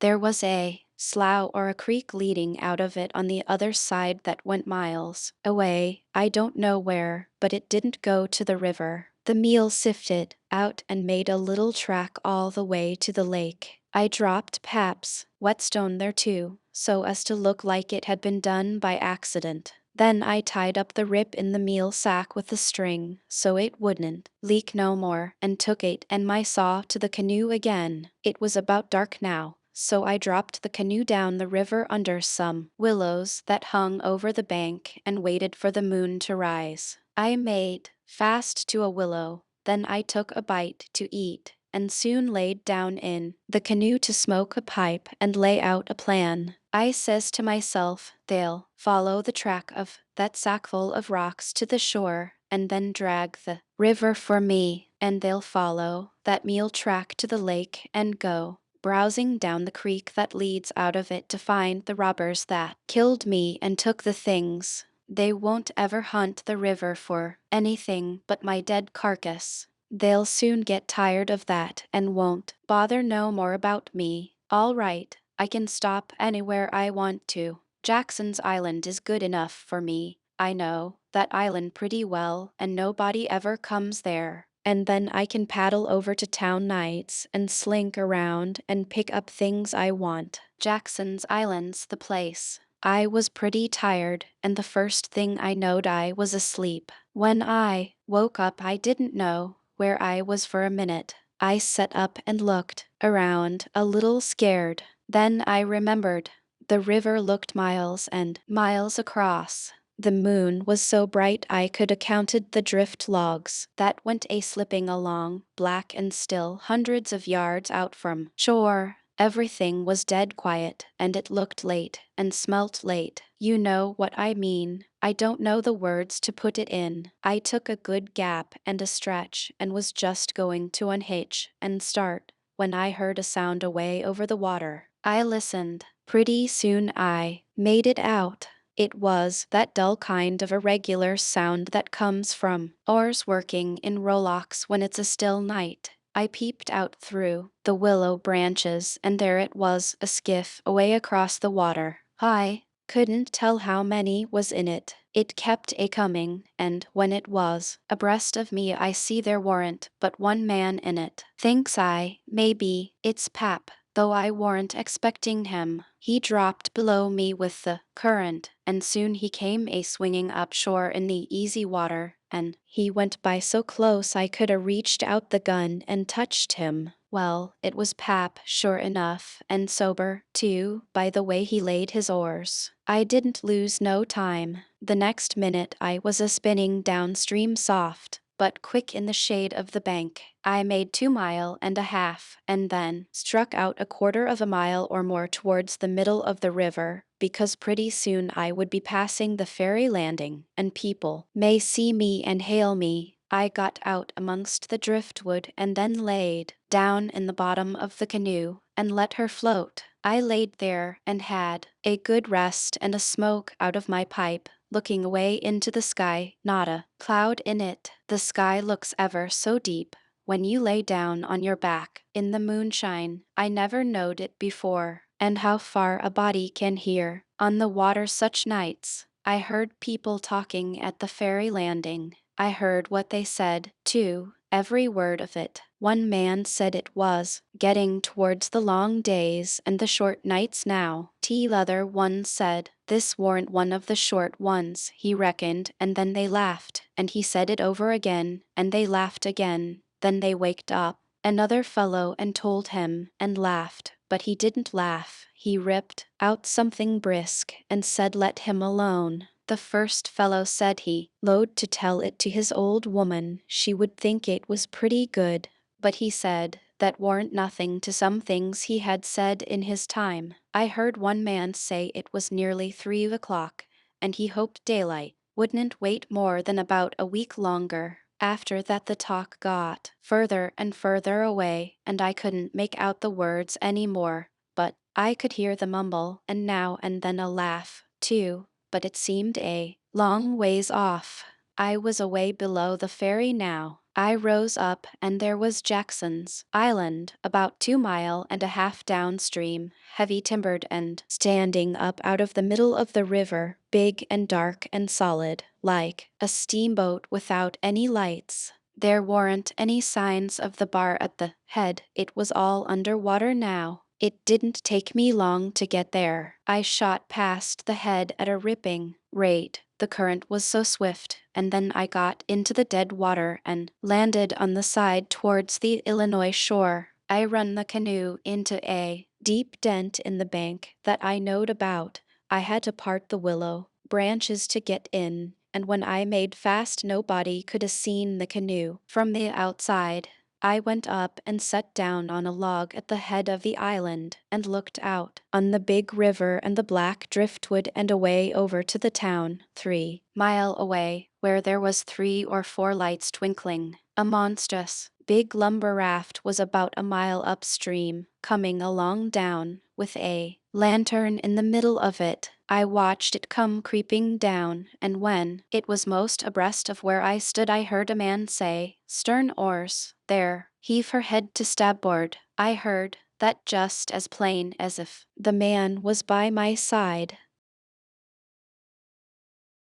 Chapter 8. The sun was up so high when I waked that I judged it was after 8 o'clock. I laid there in the grass and the cool shade thinking about things and feeling rested and rather comfortable and satisfied. I could see the sun out at 1 or 2 holes, but mostly it was big trees all about and gloomy in there amongst them. There was freckled places on the ground where the light sifted down through the leaves, and the freckled places swapped about a little, showing there was a little breeze. Up there, a couple of squirrels sat on a limb and jabbered at me very friendly. I was powerful lazy and comfortable, didn't want to get up and cook breakfast. Well, I was dozing off again when I thinks I hears a deep sound of boom away up the river. I rouses up and rests on my elbow and listens. Pretty soon I hears it again. I hopped up and went and looked out at a hole in the leaves, and I see a bunch of smoke laying on the water a long ways up, about abreast the ferry, and there was the ferry boat full of people floating along down. I knowed what was the matter now. Boom! I see the white smoke squirt out of the ferry boat's side. You see, they was firing cannon over the water, trying to make my carcass come to the top. I was pretty hungry, but it warn't going to do for me to start a fire, because they may see the smoke. So I sat there and watched the cannon smoke and listened to the boom. The river was a mile wide there, and it always looks pretty on a summer morning, so I was having a good enough time seeing them hunt for my remainders. If I only had a bite to eat. Well, then I happened to think how they always put quicksilver in loaves of bread and float them off, because they always go right to the drownded carcass and stop there. So, says I'll keep a lookout, and if any of them's floating around after me I'll give them a show. I changed to the Illinois edge of the island to see what luck I could have, and I warn't disappointed.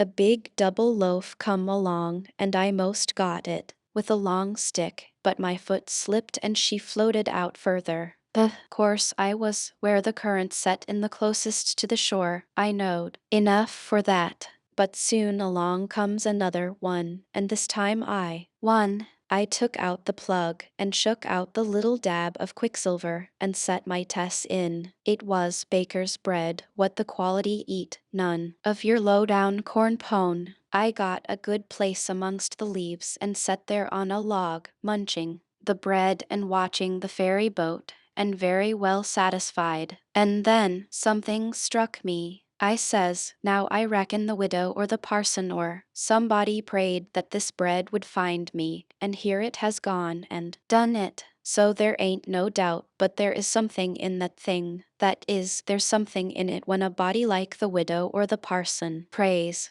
But it don't work for me, and I reckon it don't work for only just the right kind. I lit a pipe and had a good long smoke and went on watching. The fair boat was floating with the current, and I allowed I'd have a chance to see who was aboard when she come along, because she would come in close where the bread did. When she'd got pretty well along down towards me, I put out my pipe and went to where I fished out the bread and laid down behind a log on the bank in a little open place. Where the log forked I could peep through soon she come along, and she drifted in so close that they could run out a plank and walked ashore. Most everybody was on the boat. Pap and Judge Thatcher and Bessie Thatcher and Joe Harper and Tom Sawyer and his old Aunt Polly and Sid and Mary and plenty more. Everybody was talking about the murder, but the captain broke in and says,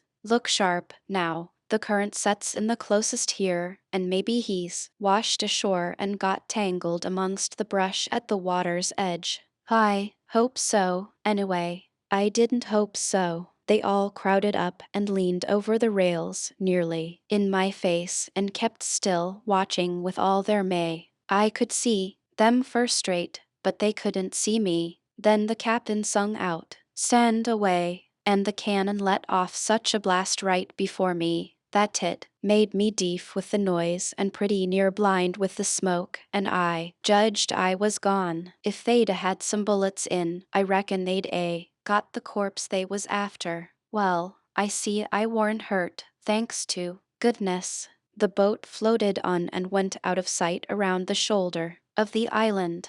I could hear the booming now and then, further and further off, and soon, after an hour, I didn't hear it no more. The island was 3 mile long. I judged they had got to the foot and was giving it up, but they didn't yet a while. They turned around the foot of the island and started up the channel on the Missouri side, under steam and booming once in a while as they went. I crossed over to that side and watched them. When they got abreast the head of the island they quit shooting and dropped over to the Missouri shore and went home to the town. I knowed I was all right now. Nobody else would come a-hunting after me. I got my traps out of the canoe and made me a nice camp in the thick woods. I made a kind of a tent out of my blankets to put my things under, so the rain couldn't get at them. I catched a catfish and haggled him open with my saw, and towards sundown I started my campfire and had supper. Then I set out a line to catch some fish for breakfast. When it was dark I sat by my campfire smoking, and feeling pretty well satisfied, but soon it got sort of lonesome, and so I went and sat on the bank and listened to the currents washing along, and counted the stars and drift logs and rafts that come down, and then went to bed.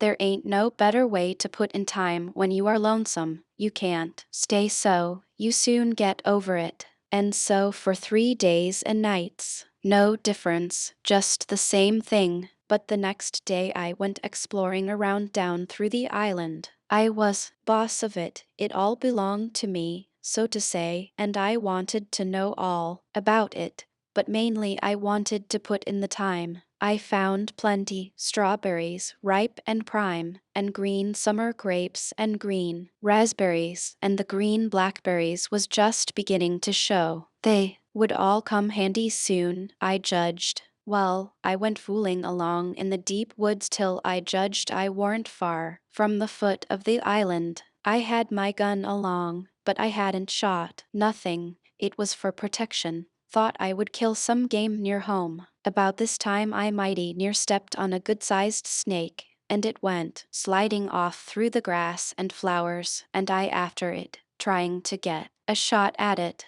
I clipped along, and all of a sudden I bounded right onto the ashes of a campfire that was still smoking. My heart jumped up amongst my lungs. I never waited for to look further, but uncocked my gun and went sneaking back on my tiptoes as fast as ever I could. Every now and then I stopped a second amongst the thick leaves and listened, but my breath come so hard I couldn't hear nothing else. I slunk along another piece further, then listened again, and so on, and so on. If I see a stump, I took it for a man. If I trod on a stick and broke it, it made me feel like a person had cut one of my breaths in two, and I only got half, and the short half, too. When I got to camp, I warn't feeling very brash. There warn't much sand in my craw, but I says, this ain't no time to be fooling around. So I got all my traps into my canoe again so as to have them out of sight, and I put out the fire and scattered the ashes around to look like an old last year's camp, and then clumb a tree. I reckon I was up in the tree 2 hours, but I didn't see nothing. I didn't hear nothing. I only thought I heard and seen as much as 1,000 things. Well, I couldn't stay up there forever, so at last I got down, but I kept in the thick woods and on the lookout all the time.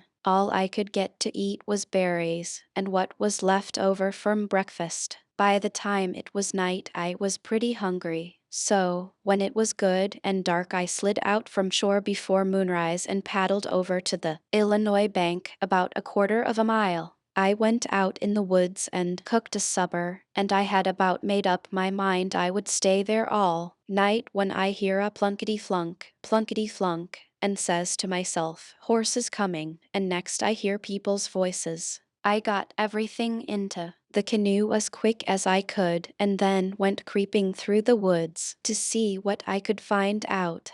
I hadn't got far when I hear a man say, we better camp here if we can find a good place. The horses is about beat out. Let's look around. I didn't wait, but shoved out and paddled away easy. I tied up in the old place and reckoned I would sleep in the canoe. I didn't sleep much. I couldn't, somehow, for thinking, and every time I waked up I thought somebody had me by the neck. So the sleep didn't do me no good. Soon I says to myself, I can't live this way. I'm a-goin' to find out who it is that's here on the island with me. I'll find it out or bust. Well, I felt better right off. So I took my paddle and slid out from shore just a step or two, and then let the canoe drop along down amongst the shadows. The moon was shining, and outside of the shadows it made it most as light as day. I poked along well onto an hour, everything still as rocks and sound asleep. Well, by this time I was most down to the foot of the island. A little, ripply, cool breeze begun to blow, and that was as good as saying the night was about done. I give her a turn with the paddle, and brung her nose to shore.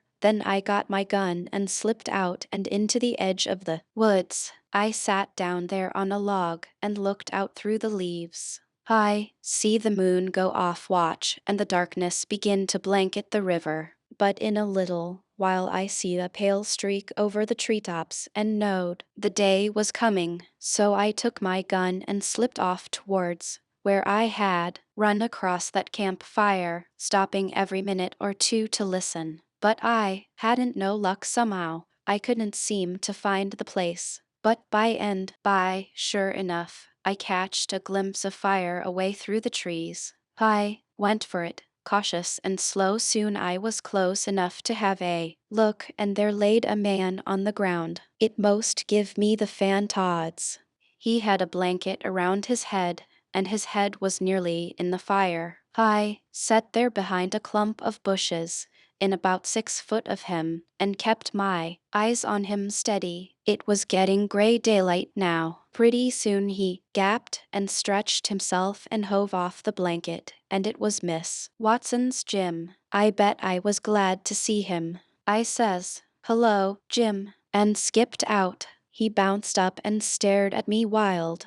Then he drops down on his knees and puts his hands together and says, "Don't hurt me, don't. I hain't ever done no harm to a ghost. I always liked dead people and done all I could for 'em. You go and get in the river again while you belongs and don't do nuffin to old Jim at us allus. Yo, friend." Well, I warn't long making him understand I warn't dead. I was ever so glad to see Jim. I warn't lonesome now. I told him I warn't afraid of him telling the people where I was. I talked along, but he only sat there and looked at me, never said nothing. Then I says, "It's good daylight. Let's get breakfast. Make up your camp fire good. What's the use mackin' up the camp fire to cook strawberries and sich truck? But you got a gun, hain't you? Den we can get somethin' better den strawberries and such truck," I says. "Is that what you live on?"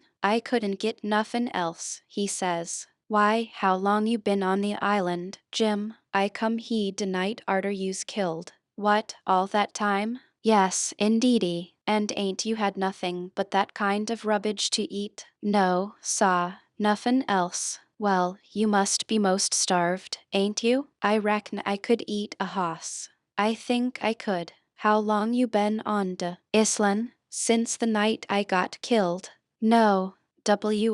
What has you lived on?" "But you got a gun." "Oh, yes, you got a gun. Dat's good. Now you kill somethin' and I'll make up de fire." So we went over to where the canoe was, and while he built a fire in a grassy open place amongst the trees, I fetched meal and bacon and coffee pot and frying pan and sugar and tin cups, and the nigger was set back considerable because he reckoned it was all done with witchcraft. I catched a good big catfish, too, and Jim cleaned him with his knife and fried him. When breakfast was ready, we lolled on the grass and eat it smoking hot. Jim laid it in with all his may, for he was most about starved.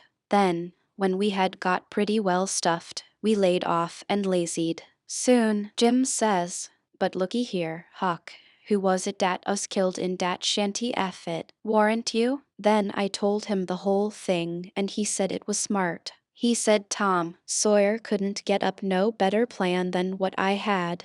Then I says, "How do you come to be here, Jim, and how'd you get here?" He looked pretty uneasy and didn't say nothing for a minute. Then he says, "Maybe I better not tell." "Why, Jim?" "Well, dey's reasons. But you wouldn't tell on me ef I us to tell you, would you, Huck?" "Blamed if I would, Jim." "Well, I believe you, Huck. I run off." "Jim, but mind, you said you wouldn't tell. You know you said you wouldn't tell, Huck." "Well, I did. I said I wouldn't, and I'll stick to it. Honest Injun, I will." People would call me a low-down abolitionist and despise me for keeping mum. But that don't make no difference. I ain't going to tell, and I ain't going back there, anyways. So, now, let's know all about it. "Well, you see, it us dis way. Ol' missus, dat's Miss Watson, she pecks on me all de time, and treats me pooty rough, but she allus said she wouldn't sell me down to Orleans. But I noticed dey was a nigger trader round de place considerable lately, and I begin to git wanna see. Well, one night I creeps to de do pooty late, and de do warn't quite shet, and I hear old missus tell de widder she gwine to sell me down to Orleans, but she didn't want to, but she could get $800 for me, and it us sich a big stack o' money she couldn't reseize. De widder she tried to get her to say she wouldn't do it, but I never waited to hear de res. I lit out mighty quick, I tell you. I tuck out and shin down de hill, and spec to steal a skift long de show. Sommers bove de town, but dey was people a stirring yit. so I hid in the old tumble-down cooper shop on the bank to wait for everybody to go away. Well, I was da all night. Day was somebody round all the time. Law, 'bout 6 in the mornin' skifts begin to go by, and 'bout 8 or 9, every skift dat went long was talkin' 'bout how yo pap come over to de town and say you's killed. De Celos skifts was full o' ladies and gentlemen, a goin' over for to see de place. Sometimes dey'd pull up at de show and take a res befo' dey started acrost. So by de talk I got to know all 'bout de killin'. I us powerful sorry you's killed Huck, but I ain't no mo' now. I laid da under de shavins all day. I us hungry, but I warn't afeared, becase I knowed ol' missus and de widder was goin' to start to de camp meetin' right arter breakfast and be gone all day, and dey knows I goes off wid de cattle 'bout daylight, so dey wouldn't 'spect to see me round de place, and so dey wouldn't miss me tell arter dark in de evenin'. De yuther servants wouldn't miss me, case dey'd shin out and take holiday, soon as de ol' folks us out'n de way. Well, when it come dark I tuck out up de river road, and went 'bout 2 mile or more to wha dey warn't no houses. I'd made up my mind 'bout what I's agwine to do. You see, ef I kep' on tryin' to git away afoot, de dogs 'ud track me. Ef I stole a skift to cross over, dey'd miss dat skift, you see, and dey'd know 'bout wha I'd lan' on de yuther side, and wha to pick up my track. So I says a raff is what I's arter. It don't make no track. I see a light a comin' round de peant by me, so I wade in and shove a log ahead o' me and swum mor'n halfway acrost de river, and got in 'mongst de driftwood, and kep' my head down low, and kinder swum agin de current tell de raff come along. Den I swum to de stern uv at and tuck a holt. It clouded up and us pooty dark for a little while, so I clum up and laid down on de planks. De men us all way over there in de middle wha de lantern was. De river was a risin', and dey was a good current, so I reckoned at by 4 in de mornin' I'd be 25 mile down de river, and den I'd slip in just befo' daylight and swim a show, and take to de woods on de Illinois side.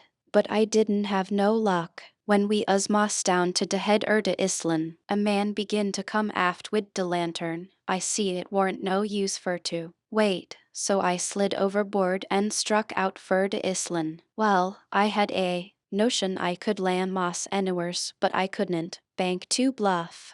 I moss to de foot de islin' befo' I found a good place. I went into de woods and jedged I wouldn't fool wid rafts no mo' long as dey moved de lantern round so. I had my pipe and a plug dog leg, and some matches in my cap, and dey warn't wet, so I us all right. And so you ain't had no meat nor bread to eat all this time? Why didn't you get mud turkles? How you gwine to git 'em? You can't slip up on and grab and how's a body gwine to hit wid a rock? How could a body do it in de night? And I warn't gwine to show myself on de bank in de daytime. Well, that's so. You've had to keep in the woods all the time, of course. Did you hear 'em shooting the cannon? Oh, yes.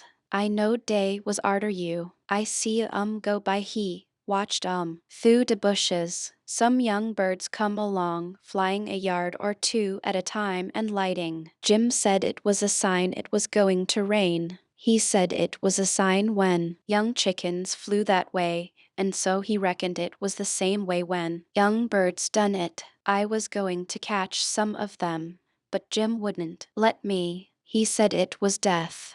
He said his father laid mighty sick once, and some of them catched a bird, and his old granny said his father would die, and he did. And Jim said you mustn't count the things you are going to cook for dinner, because that would bring bad luck. The same if you shook the tablecloth after sundown. And he said if a man owned a beehive and that man died, the bees must be told about it before sunup next morning, or else the bees would all weaken down and quit work and die. Jim said bees wouldn't sting idiots, but I didn't believe that. because I had tried them lots of times myself and they wouldn't sting me. I had heard about some of these things before, but not all of them. Jim knowed all kinds of signs. He said he knowed most everything. I said it looked to me like all the signs was about bad luck, and so I asked him if there weren't any good luck signs. He says,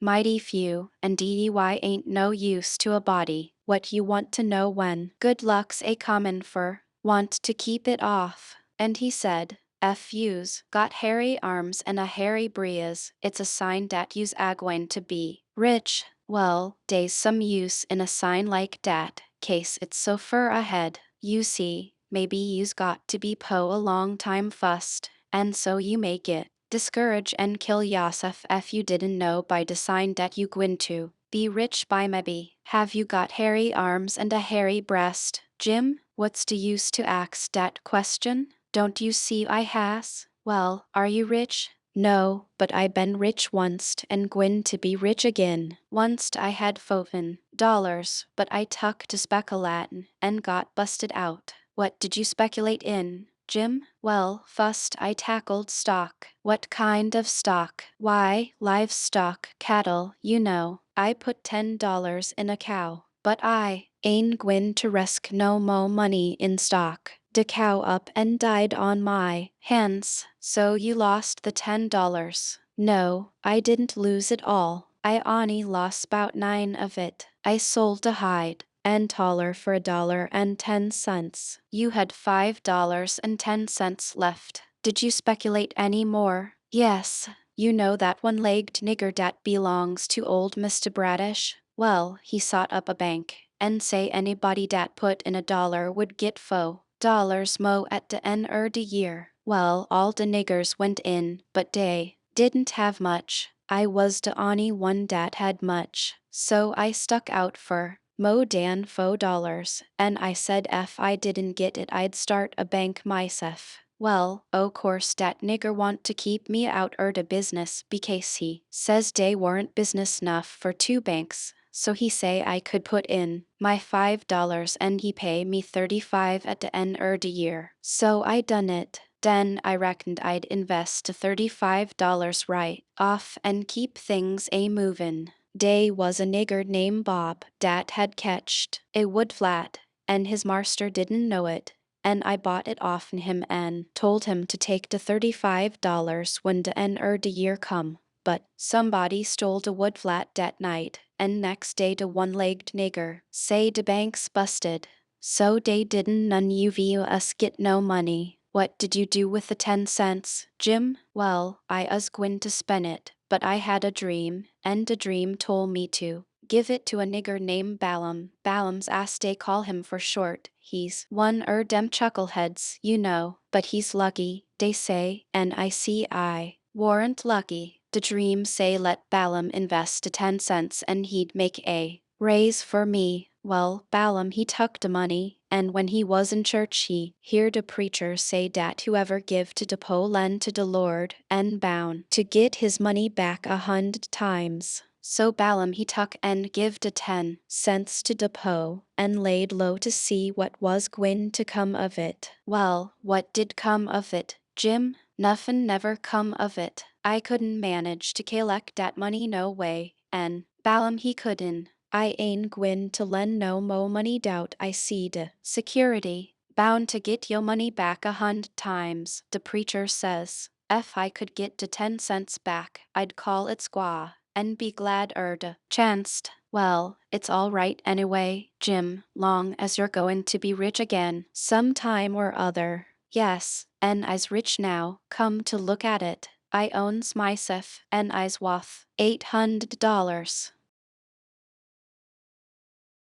Chapter 9. I wanted to go and look at a place right about the middle of the island that I'd found when I was exploring, so we started and soon got to it, because the island was only 3 miles long and a quarter of a mile wide.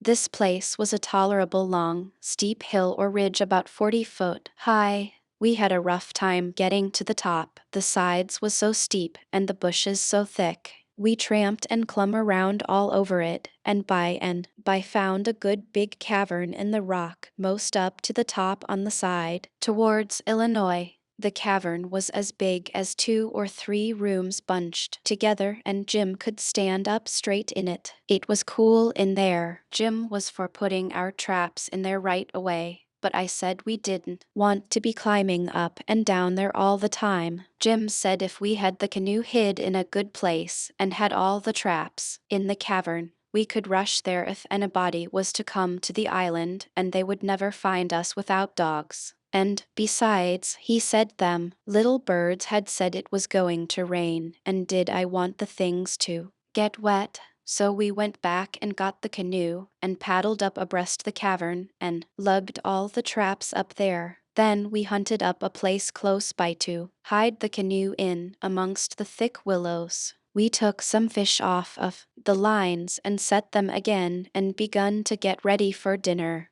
The door of the cavern was big enough to roll a hogshead in, and on one side of the door the floor stuck out a little bit and was flat and a good place to build a fire on. So we built it there and cooked dinner. We spread the blankets inside for a carpet and eat our dinner in there. We put all the other things handy at the back of the cavern. Pretty soon it darkened up and begun to thunder and lighten, so the birds was right about it. Directly it begun to rain, and it rained like all fury, too, and I never see the wind blow so. It was one of these regular summer storms. It would get so dark that it looked all blue-black outside, and lovely, and the rain would thrash along by so thick that the trees off a little ways looked dim and spiderwebby, and here would come a blast of wind that would bend the trees down and turn up the pale underside of the leaves, and then a perfect ripper of a gust would follow along and set the branches to tossing their arms as if they was just wild.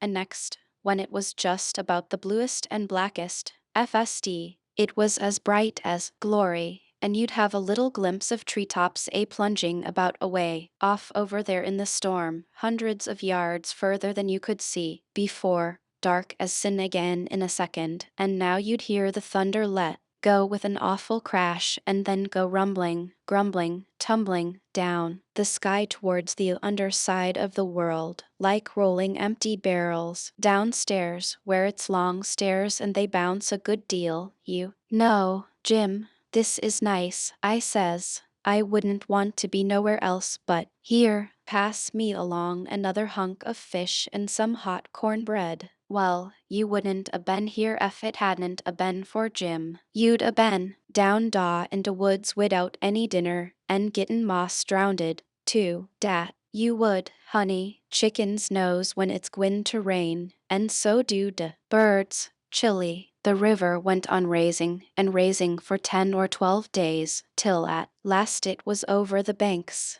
The water was 3 or 4 foot deep on the island in the low places, and on the Illinois bottom. On that side it was a good many miles wide, but on the Missouri side it was the same old distance across a half a mile, because the Missouri shore was just a wall of high bluffs. Daytimes we paddled all over the island in the canoe. It was mighty cool and shady in the deep woods. Evening, if the sun was blazing outside, we went winding in and out amongst the trees, and sometimes the vines hung so thick we had to back away and go some other way. Well, on every old, broken-down tree you could see rabbits and snakes and such things, and when the island had been overflowed a day or two they got so tame, on account of being hungry, that you could paddle right up and put your hand on them if you wanted to, but not the snakes and turtles. They would slide off in the water.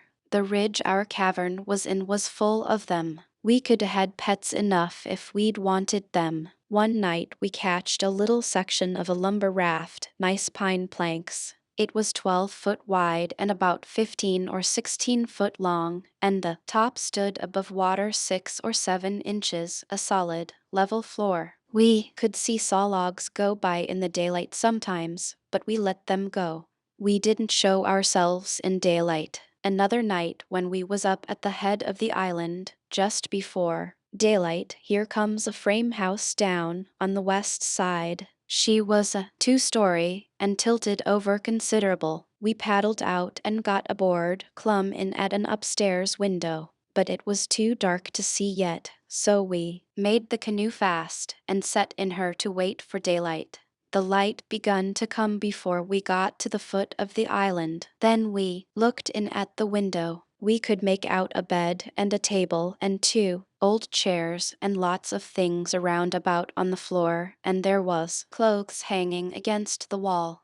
There was something laying on the floor in the far corner that looked like a man. So Jim says, "Hello, you," but it didn't budge. So I hollered again, and then Jim says, "The man ain't asleep, he's dead. You hold still, I'll go and see." He went and bent down and looked and says, "It's a dead man. Yes, indeedy, naked, too. He's been shot in de back. I reckon he's been dead 2 or 3 days. Come in, Huck, but don't look at his face, it's too gashly." I didn't look at him at all. Jim throwed some old rags over him, but he needn't done it. I didn't want to see him. There was heaps of old greasy cards scattered around over the floor, and old whiskey bottles, and a couple of masks made out of black cloth, and all over the walls was the ignorantest kind of words and pictures made with charcoal.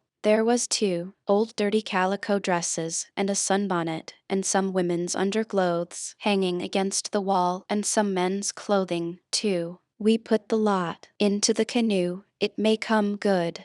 There was a boy's old speckled straw hat on the floor. I took that, too. And there was a bottle that had milk in it, and it had a rag stopper for a baby to suck. We would a took the bottle, but it was broke. There was a seedy old chest and an old hair trunk with the hinges broke. They stood open, but there warn't nothing left in them that was any account. The way things was scattered about, we reckoned the people left in a hurry and warn't fixed so as to carry off most of their stuff. We got an old tin lantern and a butcher knife without any handle, and a brand new Barlow knife worth 2 bits in any store, and a lot of tallow, candles, and a tin candlestick, and a gourd, and a tin cup, and a ratty old bedquilt off the bed, and a reticule with needles and pins and beeswax and buttons and thread and all such truck in it, and a hatchet, and some nails, and a fishline as thick as my little finger with some monstrous hooks on it, and a roll of buckskin, and a leather dog collar, and a horseshoe, and some vials of medicine that didn't have no label on them. And just as we was leaving I found a tolerable good curry comb, and Jim he found a ratty old fiddle bow, and a wooden leg. The straps was broke off of it, but barring that, it was a good enough leg, though it was too long for me and not long enough for Jim, and we couldn't find the other one, though we hunted all around. And so, take it all around, we made a good haul. When we was ready to shove off, we was a quarter of a mile below the island, and it was pretty broad day, so I made Jim lay down in the canoe and cover up with the quilt, because if he set up people could tell he was a nigger a good ways off. I paddled over to the Illinois shore and drifted down most a half a mile doing it. I crept up the dead water under the bank and hadn't no accidents and didn't see nobody. Chapter 10. After breakfast I wanted to talk about the dead man and guess out how he come to be killed, but Jim didn't want to. He said it would fetch bad luck, and besides, he said he may come and haunt us. He said a man that warn't buried was more likely to go a-hanting around than one that was planted and comfortable. That sounded pretty reasonable, so I didn't say no more, but I couldn't keep from studying over it and wishing I knowed who shot the man and what they done it for. We rummaged the clothes we'd got and found $8 in silver sewed up in the lining of an old blanket overcoat. Jim said he reckoned the people in that house stole the coat, because if they'd a knowed the money was there they wouldn't a left it. I said I reckoned they killed him, too, but Jim didn't want to talk about that. I says, Now you think it's bad luck. But what did you say when I fetched in the snakeskin that I found on the top of the ridge day before yesterday? You said it was the worst bad luck in the world to touch a snakeskin with my hands. Well, here's your bad luck. We've raked in all this truck and $8 besides. I wish we could have some bad luck like this every day, Jim. Never you mind, honey. Never you mind. Don't you get too peart. It's a common. Mind I tell you, it's a common. It did come, too. It was a Tuesday that we had that talk. Well, after dinner Friday we was laying around in the grass at the upper end of the ridge and got out of tobacco. I went to the cavern to get some and found a rattlesnake in there. I killed him and curled him up on the foot of Jim's blanket, ever so natural, thinking there'd be some fun when Jim found him there. Well, by night I forgot all about the snake, and when Jim flung himself down on the blanket while I struck a light, the snake's mate was there and bit him. He jumped up yelling, and the first thing the light showed was the varmint curled up and ready for another spring. I laid him out in a second with a stick, and Jim grabbed Pap's whiskey jug and begun to pour it down. He was barefooted, and the snake bit him right on the heel. That all comes of my being such a fool as to not remember that wherever you leave a dead snake, its mate always comes there and curls around it. Jim told me to chop off the snake's head and throw it away, and then skin the body and roast a piece of it. I done it, and he eat it and said it would help cure him. He made me take off the rattles and tie them around his wrist, too. He said that that would help. Then I slid out quiet and throwed the snakes clear away amongst the bushes, for I warn't going to let Jim find out it was all my fault, not if I could help it. Jim sucked and sucked at the jug, and now and then he got out of his head and pitched around and yelled. But every time he come to himself he went to sucking at the jug again. His foot swelled up pretty big, and so did his leg, but soon the drunk begun to come, and so I judged he was all right. But I'd druther been bit with a snake than Pap's whiskey. Jim was laid up for 4 days and nights. Then the swelling was all gone, and he was around again. I made up my mind I wouldn't ever take a holt of a snakeskin again with my hands, now that I see what had come of it. Jim said he reckoned I would believe him next time, and he said that handling the snakeskin was such awful bad luck that maybe we hadn't got to the end of it yet. He said he'd rather see the new moon over his left shoulder as much as 1,000 times than take up a snakeskin in his hand. Well, I was getting to feel that way myself, though I've always reckoned that looking at the new moon over your left shoulder is one of the carelessest and foolishest things a body can do. Old Hank Bunker done it once and bragged about it,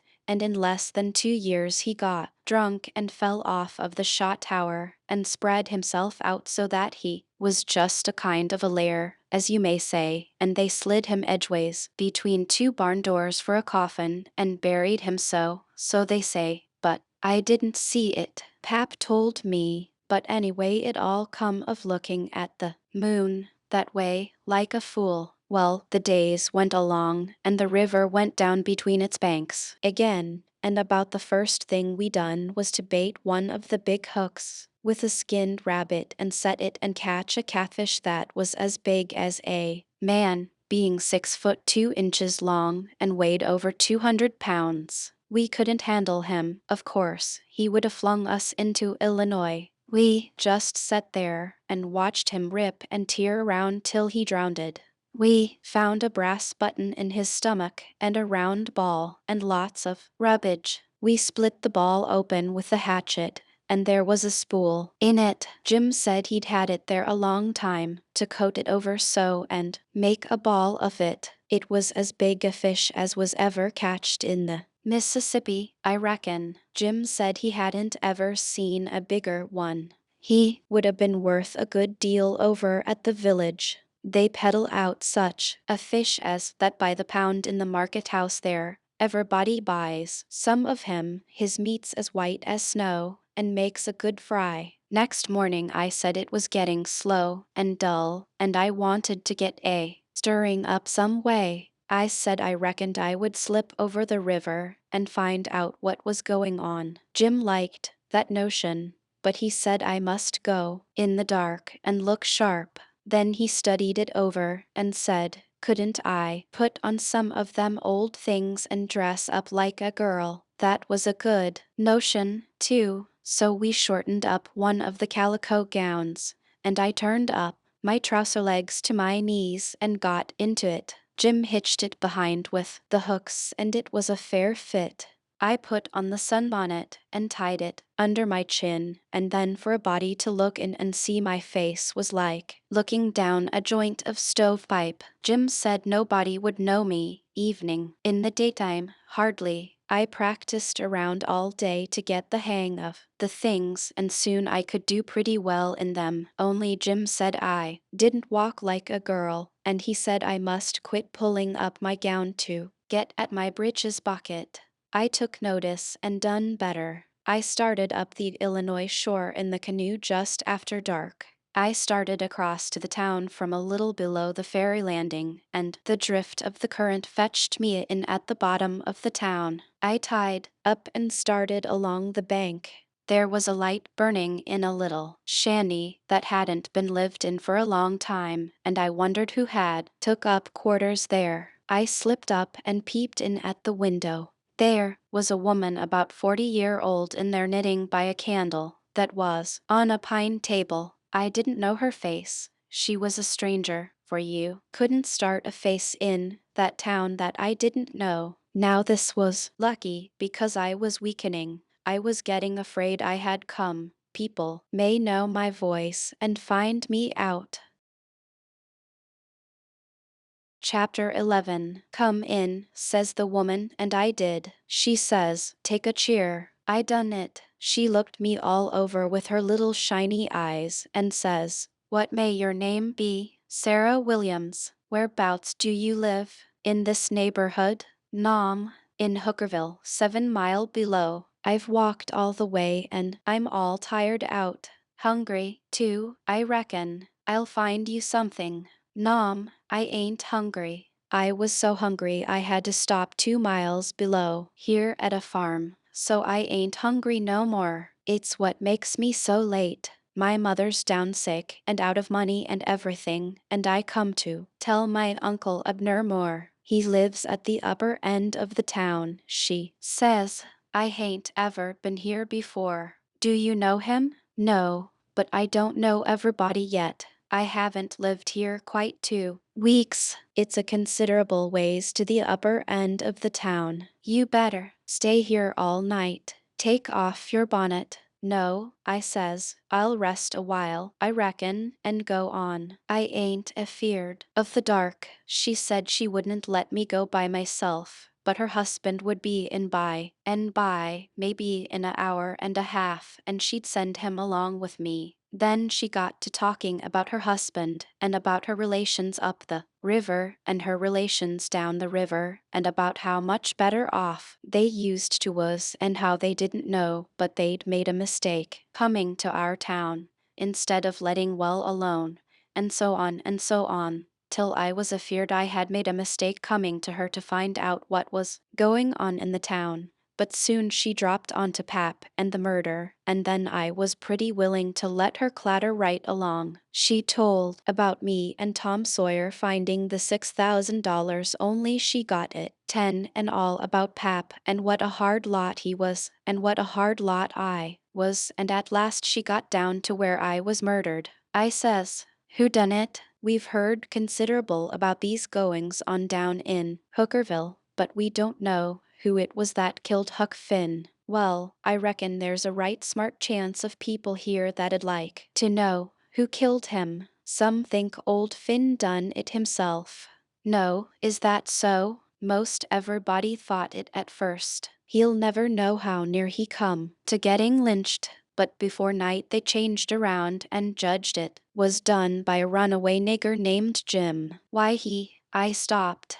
I reckoned I better keep still. She run on, and never noticed I had put in at all. The nigger run off the very night Huck Finn was killed. So there's a reward out for him, $300. And there's a reward out for old Finn, too, $200. You see, he come to town the morning after the murder and told about it and was out with Em on the ferryboat hunt, and right away after he up and left. Before night they wanted to lynch him, but he was gone, you see. Well, next day they found out the nigger was gone. They found out he hadn't been seen since 10 o'clock the night the murder was done. So then they put it on him, you see, and while they was full of it, next day back comes old Finn and went boo-hooing to Judge Thatcher to get money to hunt for the nigger all over Illinois with. The judge gave him some, and that evening he got drunk and was around till after midnight with a couple of mighty hard-looking strangers and then went off with them. Well, he hain't come back since, and they ain't looking for him back till this thing blows over a little, for people thinks now that he killed his boy and fixed things so folks would think robbers done it, and then he'd get Huck's money without having to bother a long time with a lawsuit. People do say he warn't any too good to do it.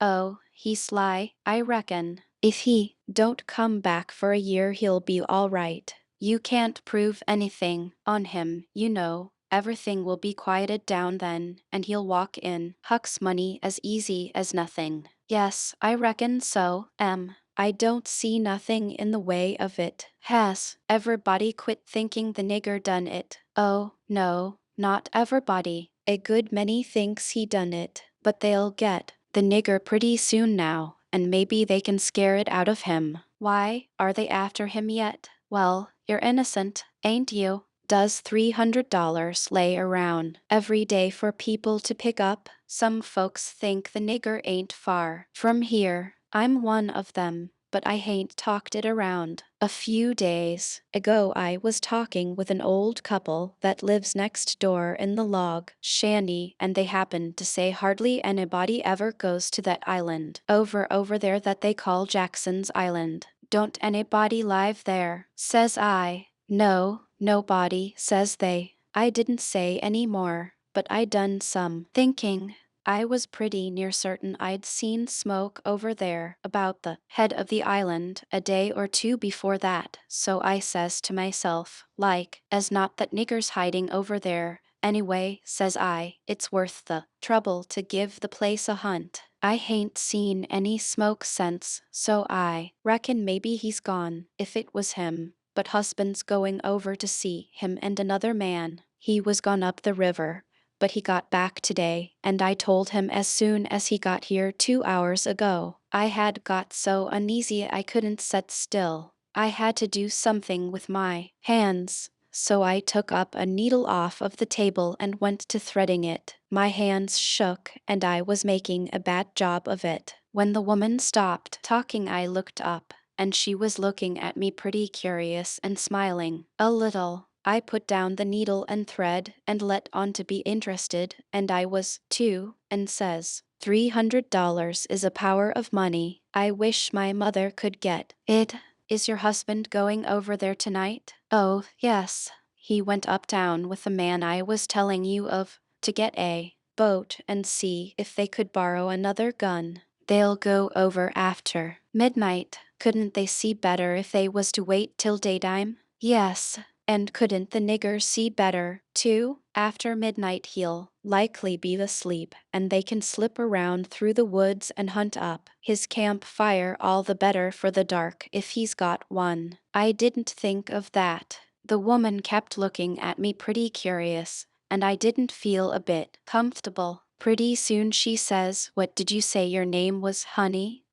Mary Williams. Somehow it didn't seem to me that I said it was Mary before, so I didn't look up. Seemed to me I said it was Sarah, so I felt sort of cornered and was afeared maybe I was looking it, too. I wished the woman would say something more. The longer she sat still the uneasier I was. But now she says, "Honey, I thought you said it was Sarah." when you first come in? Oh, yes, I did. Sarah Mary Williams. Sarah's my first name. Some calls me Sarah, some calls me Mary. Oh, that's the way of it? Yes, I was feeling better then, but I wished I was out of there anyway. I couldn't look up yet. Well, the woman fell to talking about how hard times was and how poor they had to live, and how the rats was as free as if they owned the place, and so forth and so on, and then I got easy again. She was right about the rats. You'd see one stick his nose out of a hole in the corner every little while. She said she had to have things handy to throw at them when she was alone, or they wouldn't give her no peace. She showed me a bar of lead twisted up into a knot, and said she was a good shot with it generally, but she'd wrenched her arm a day or two ago and didn't know whether she could throw true now. But she watched for a chance and directly banged away at a rat, but she missed him wide and said, "Ouch." It hurt her arm so. Then she told me to try for the next one. I wanted to be getting away before the old man got back, but of course I didn't let on. I got the thing, and the first rat that showed his nose I let drive, and if he'd a stayed where he was he'd a been a tolerable sick rat. She said that was first rate, and she reckoned I would hive the next one. She went and got the lump of lead and fetched it back, and brought along a hank of yarn which she wanted me to help her with. I held up my two hands and she put the hank over them and went on talking about her and her husband's matters. But she broke off to say, "Keep your eye on the rats. You better have the lead in your lap handy." So she dropped the lump into my lap just at that moment, and I clapped my legs together on it and she went on talking, but only about a minute. Then she took off the hank and looked me straight in the face, and very pleasant, and says, "Come, now, what's your real name?" "W.H. What, mum? What's your real name? Is it Bill or Tom or Bob or what is it?" I reckon I shook like a leaf, and I didn't know hardly what to do. But I says, "Please to don't poke fun at a poor girl like me, mum, if I'm in the way. Here, Elle." "No, you won't. Set down and stay where you are. I ain't going to hurt you, and I ain't going to tell on you, nuther. You just tell me your secret and trust me, I'll keep it, and what's more, I'll help you, so'll my old man if you want him to. You see, you're a runaway 'prentice, that's all. It ain't anything. There ain't no harm in it. You've been treated bad, and you made up your mind to cut. Bless you, child, I wouldn't tell on you. Tell me all about it now, that's a good boy." So I said it wouldn't be no use to try to play it any longer, and I would just make a clean breast and tell her everything, but she mustn't go back on her promise. Then I told her my father and mother was dead and the law had bound me out to a mean old farmer in the country 30 mile back from the river, and he treated me so bad I couldn't stand it no longer. He went away to be gone a couple of days, and so I took my chance and stole some of his daughter's old clothes and cleared out, and I had been 3 nights coming the 30 miles. I traveled nights and hid daytimes and slept, and the bag of bread and meat I carried from home lasted me all the way, and I had a plenty. I said I believed my uncle Abner Moore would take care of me, and so that was why I struck out for this town of Goshen. Goshen, child, this ain't Goshen. This isn't Petersburg. Goshen's 10 mile further up the river. Who told you this was Goshen? Why, a man I met at daybreak this morning, just as I was going to turn into the woods for my regular sleep. He told me when the roads forked I must take the right hand and 5 mile would fetch me to Goshen. He was drunk, I reckon. He told you just exactly wrong. Well, he did act like he was drunk, but it ain't no matter now. I got to be moving along. I'll fetch Goshen before daylight. Hold on a minute. I'll put you up a snack to eat. You may want it." So she put me up a snack and says, "Say, when a cow's laying down, which end of her gets up first?" Answer up prompt now. Don't stop to study over it. Which end gets up first? The hind end, mum. Well, then, a horse. The forward end, mum. Which side of a tree does the moss grow on? North side. If 15 cows is browsing on a hillside, how many of them eats with their heads pointed the same direction? The whole 15, mum. Well, I reckon you have lived in the country. I thought maybe you was trying to hocus me again. What's your real name, now? George Peters, mum. Well, try to remember it, George. Don't forget and tell me it's Alexander before you go, and then get out by saying it's George Alexander when I catch you. And don't go about women in that old calico. You do, eh? Girl tolerable poor, but you may fool men, maybe. Bless you, child, when you set out to thread a needle, don't hold the thread still and fetch the needle up to it. Hold the needle still and poke the thread at it. That's the way a woman most always does, but a man always does t'other way. And when you throw at a rat or anything, hitch yourself up a tiptoe, and fetch your hand up over your head as awkward as you can, and miss your rat about 6 or 7 foot. Throw stiff armed from the shoulder, like there was a pivot there for it to turn on, like a girl, not from the wrist and elbow, with your arm out to one side, like a boy. And, mind you, when a girl tries to catch anything in her lap, she throws her knees apart. She don't clap them together, the way you did when you catched the lump of lead. Why, I spotted you for a boy when you was threading the needle, and I contrived the other things just to make certain. Now trot along to your uncle, Sarah Mary Williams, George Alexander Peters, and if you get into trouble you send word to Mrs. Judith Loftus, which is me, and I'll do what I can to get you out of it. Keep the river road all the way, and next time you tramp take shoes and socks with you. The river road's a rocky one, and your feet'll be in a condition when you get to Goshen, I reckon. I went up the bank about 50 yards, and then I doubled on my tracks and slipped back to where my canoe was a good piece below the house. I jumped in and was off in a hurry. I went upstream far enough to make the head of the island and then started across. I took off the sunbonnet, for I didn't want no blinders on then. When I was about the middle I heard the clock begin to strike, so I stops and listens. The sound come faint over the water, but clear. 11. When I struck the head of the island I never waited to blow, though I was most winded,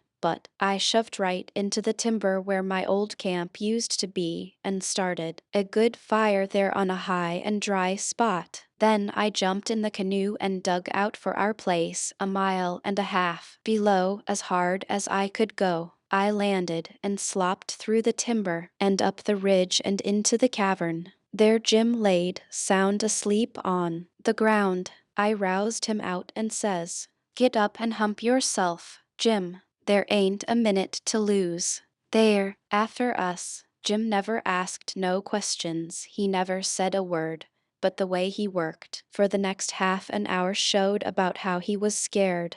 By that time, everything we had in the world was on our raft, and she was ready to be shoved out from the willow cove where she was hid. We put out the camp fire at the cavern the first thing and didn't show a candle outside. After that, I took the canoe out from the shore a little piece and took a look, but if there was a boat around I couldn't see it, for stars and shadows ain't good to see by.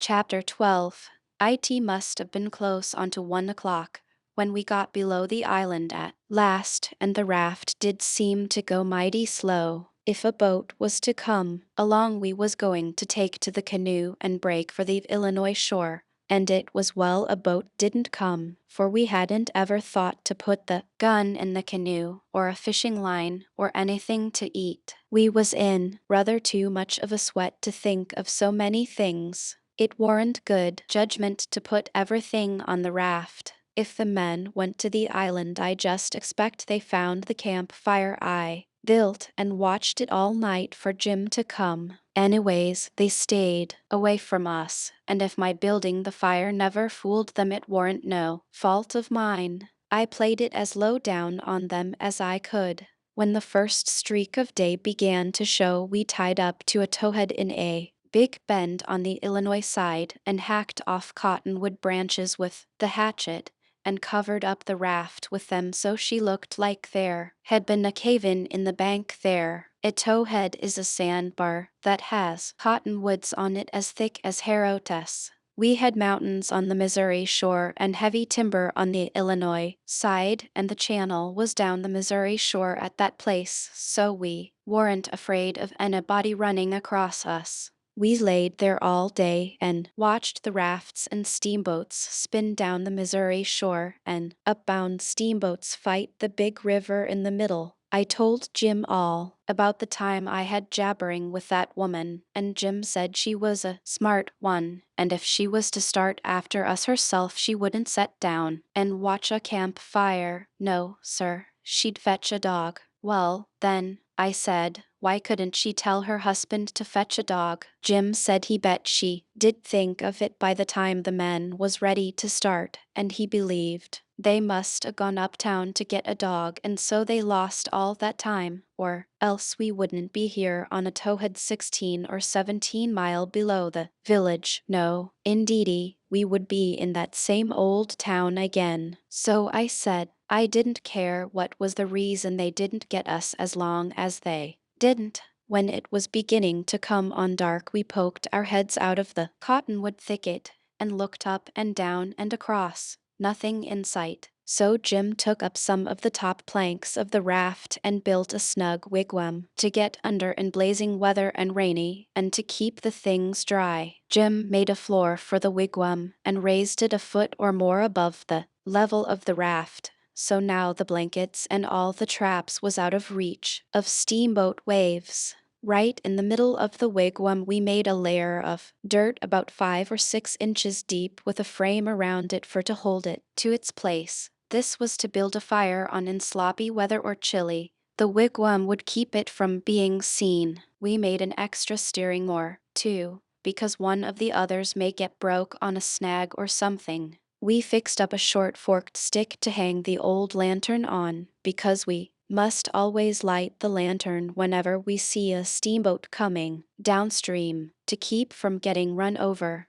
but we wouldn't have to light it for upstream boats unless we see we was in what they call a crossing, for the river was pretty high yet, very low banks being still a little under water, so upbound boats didn't always run the channel but hunted easy water. This second night we run between 7 and 8 hours with a current that was making over 4 mile an hour. We catched fish and talked, and we took a swim now and then to keep off sleepiness. It was kind of solemn, drifting down the big, still river, laying on our backs looking up at the stars, and we didn't ever feel like talking loud, and it warn't often that we laughed, only a little kind of a low chuckle. We had mighty good weather as a general thing, and nothing ever happened to us at all that night, nor the next, nor the next. Every night we passed towns, some of them away up on black hillsides, nothing but just a shiny bed of lights, not a house could you see. The 5th night we passed St. Louis, and it was like the whole world lit up. In St. Petersburg they used to say there was 20 or 30,000 people in St. Louis, but I never believed it till I see that wonderful spread of lights at 2 o'clock that still night. There warn't a sound there. Everybody was asleep. Every night now I used to slip ashore towards 10 o'clock at some little village and buy 10 or 15 cents worth of meal or bacon or other stuff to eat.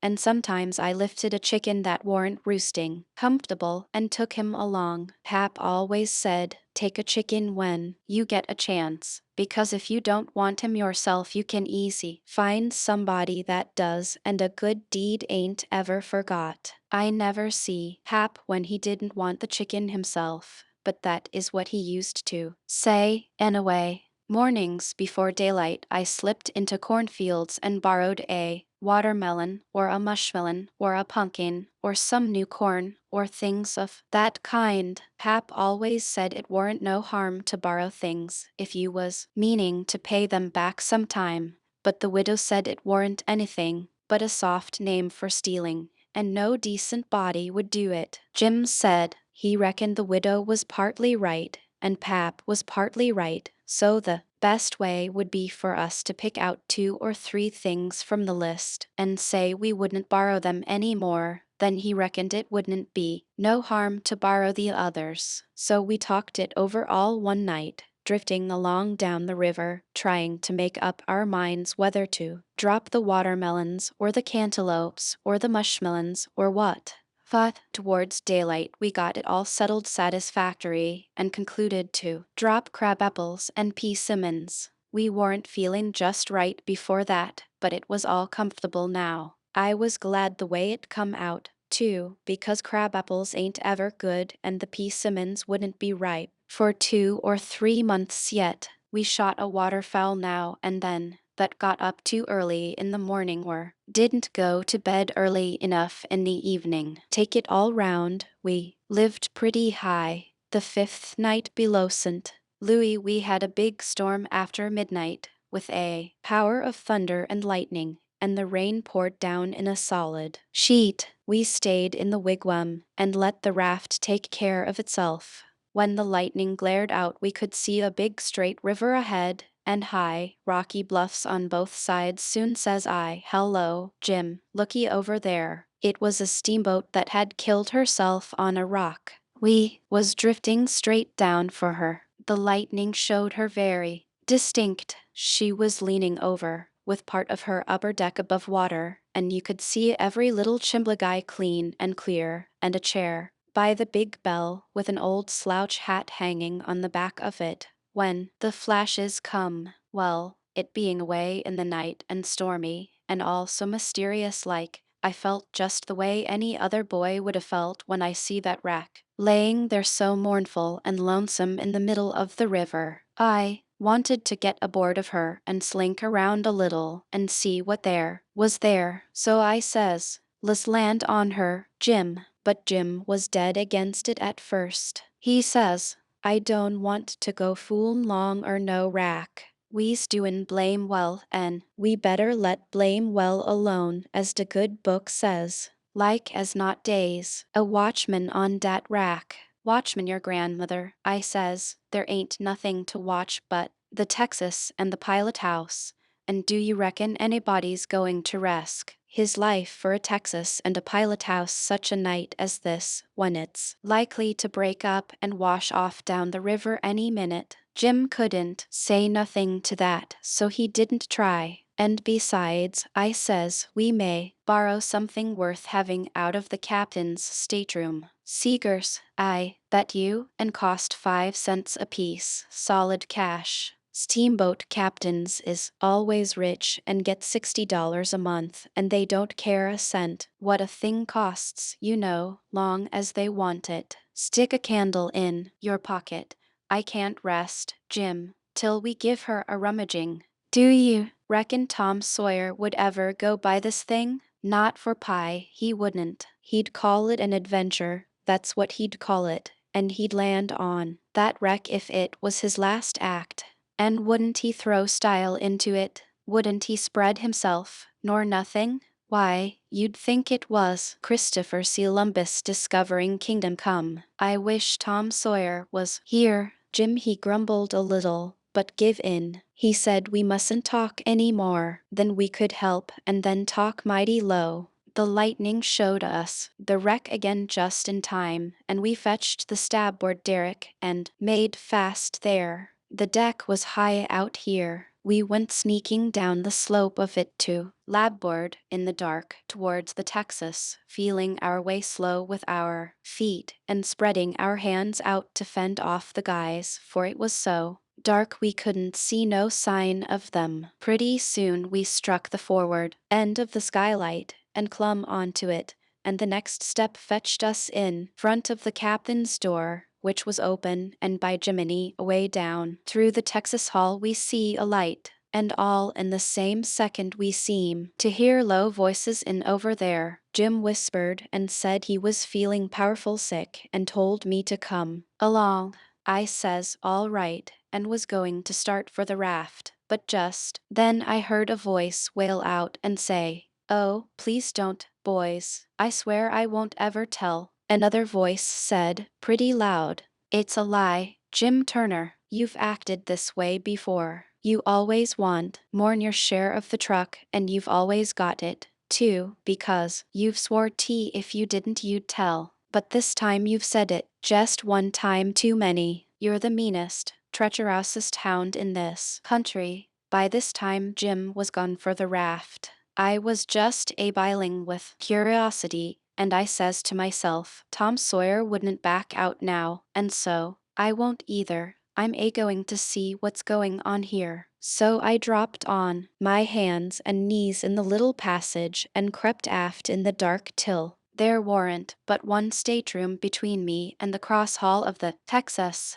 Then in there I see a man stretched on the floor and tied hand and foot, and two men standing over him, and one of them had a dim lantern in his hand, and the other one had a pistol. This one kept pointing the pistol at the man's head on the floor and saying, "I'd like to, and I order, too, a mean skunk." The man on the floor would shrivel up and say, "Oh, please don't, Bill, I hain't ever goin' to tell." And every time he said that, the man with the lantern would laugh and say, "'Deed you ain't. You never said no truer thing an that, you bet you." And once he said, "Hear him beg. And yet if we hadn't got the best of him and tied him he'd a killed us both.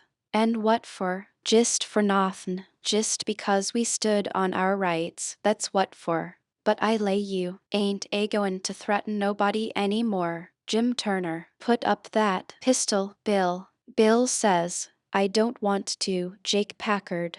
I'm for killin' him, and didn't he kill old Hatfield just the same way, and don't he deserve it? But I don't want him killed, and I've got my reasons for it." "Bless yo' heart for them words, Jake Packard. I'll never forget you. Long's I live," says the man on the floor, sort of blubbering. Packard didn't take no notice of that, but hung up his lantern on a nail and started towards where I was there in the dark and motioned Bill to come. I crawfished as fast as I could about 2 yards, but the boat slanted so that I couldn't make very good time. So to keep from getting run over and catched, I crawled into a stateroom on the upper side. The man came a-pawing along in the dark, and when Packard got to my stateroom, he says, "Here, come in here." And in he come, and Bill after him. But before they got in I was up in the upper berth, cornered and sorry I come. Then they stood there with their hands on the ledge of the berth and talked. I couldn't see them, but I could tell where they was by the whiskey they'd been having. I was glad I didn't drink whiskey, but it wouldn't made much difference anyway, because most of the time they couldn't a-treat me because I didn't breathe. I was too scared, and besides, a body couldn't breathe and hear such talk. They talked low and earnest. Bill wanted to kill Turner, he says. He said he'll tell, and he will, if we was to give both our shares to him now. It wouldn't make no difference after the row and the way we've served him. Shore's you're born, he'll turn state's evidence. Now you hear me. I'm for putting him out of his troubles. "Some I," says Packard, very quiet. "Blame it. I'd sorter begun to think you wasn't." "Well, then, that's all right. Le's go and do it." "Hold on a minute. I hain't had my say yit. You listen to me. Shooting's good, but there's quieter ways if the thing's got to be done. But what I say is this, it ain't good sense to go courtin' around after a halter if you can get at what you're up to in some way that's just as good and at the same time don't bring you into no risks. Ain't that so?" "You bet it is. But how you goin' to manage it this time?" "Well, my idea is this. We'll rustle around and gather up whatever pickins we've overlooked in the staterooms and shove for shore and hide the truck. Then we'll wait Now I say it ain't a goin' to be more'n 2 hours befo' this wrack breaks up and washes off down the river. See, he'll be drownded and won't have nobody to blame for it but his own self. I reckon that's a considerable sight better 'en killin' of him. I'm unfavorable to killin' a man as long as you can get around it. It ain't good sense, it ain't good morals. Ain't I right? Yes, I reckon you are. But s'pose she don't break up and wash off. Well, we can wait the 2 hours anyway and see, can't we? All right, then, come along. So they started, and I lit out, all in a cold sweat, and scrambled forward. It was dark as pitch there, but I said, in a kind of a coarse whisper, Jim, and he answered up right at my elbow with a sort of a moan, and I says, quick, Jim, it ain't no time for fooling around and moaning. There's a gang of murderers in over there, and if we don't hunt up their boat and set her drifting down the river so these fellows can't get away from the wreck, there's one of 'em going to be in a bad fix. But if we find their boat, we can put all of 'em in a bad fix, for the sheriff 'll get 'em. Quick, hurry. I'll hunt the labboard side, you hunt the stabboard. You start at the raft, and oh, my lordy, lordy, raft. Chapter 13. Well, I catched my breath and most fainted. Shut up on a wreck with such a gang as that. But it warn't no time to be sentimentering. We'd got to find that boat now, had to have it for ourselves. So we went a-quaking and shaking down the starboard side, and slow work it was, too. Seemed a week before we got to the stern. No sign of a boat. Jim said he didn't believe he could go any further. So scared he hadn't hardly any strength left, he said.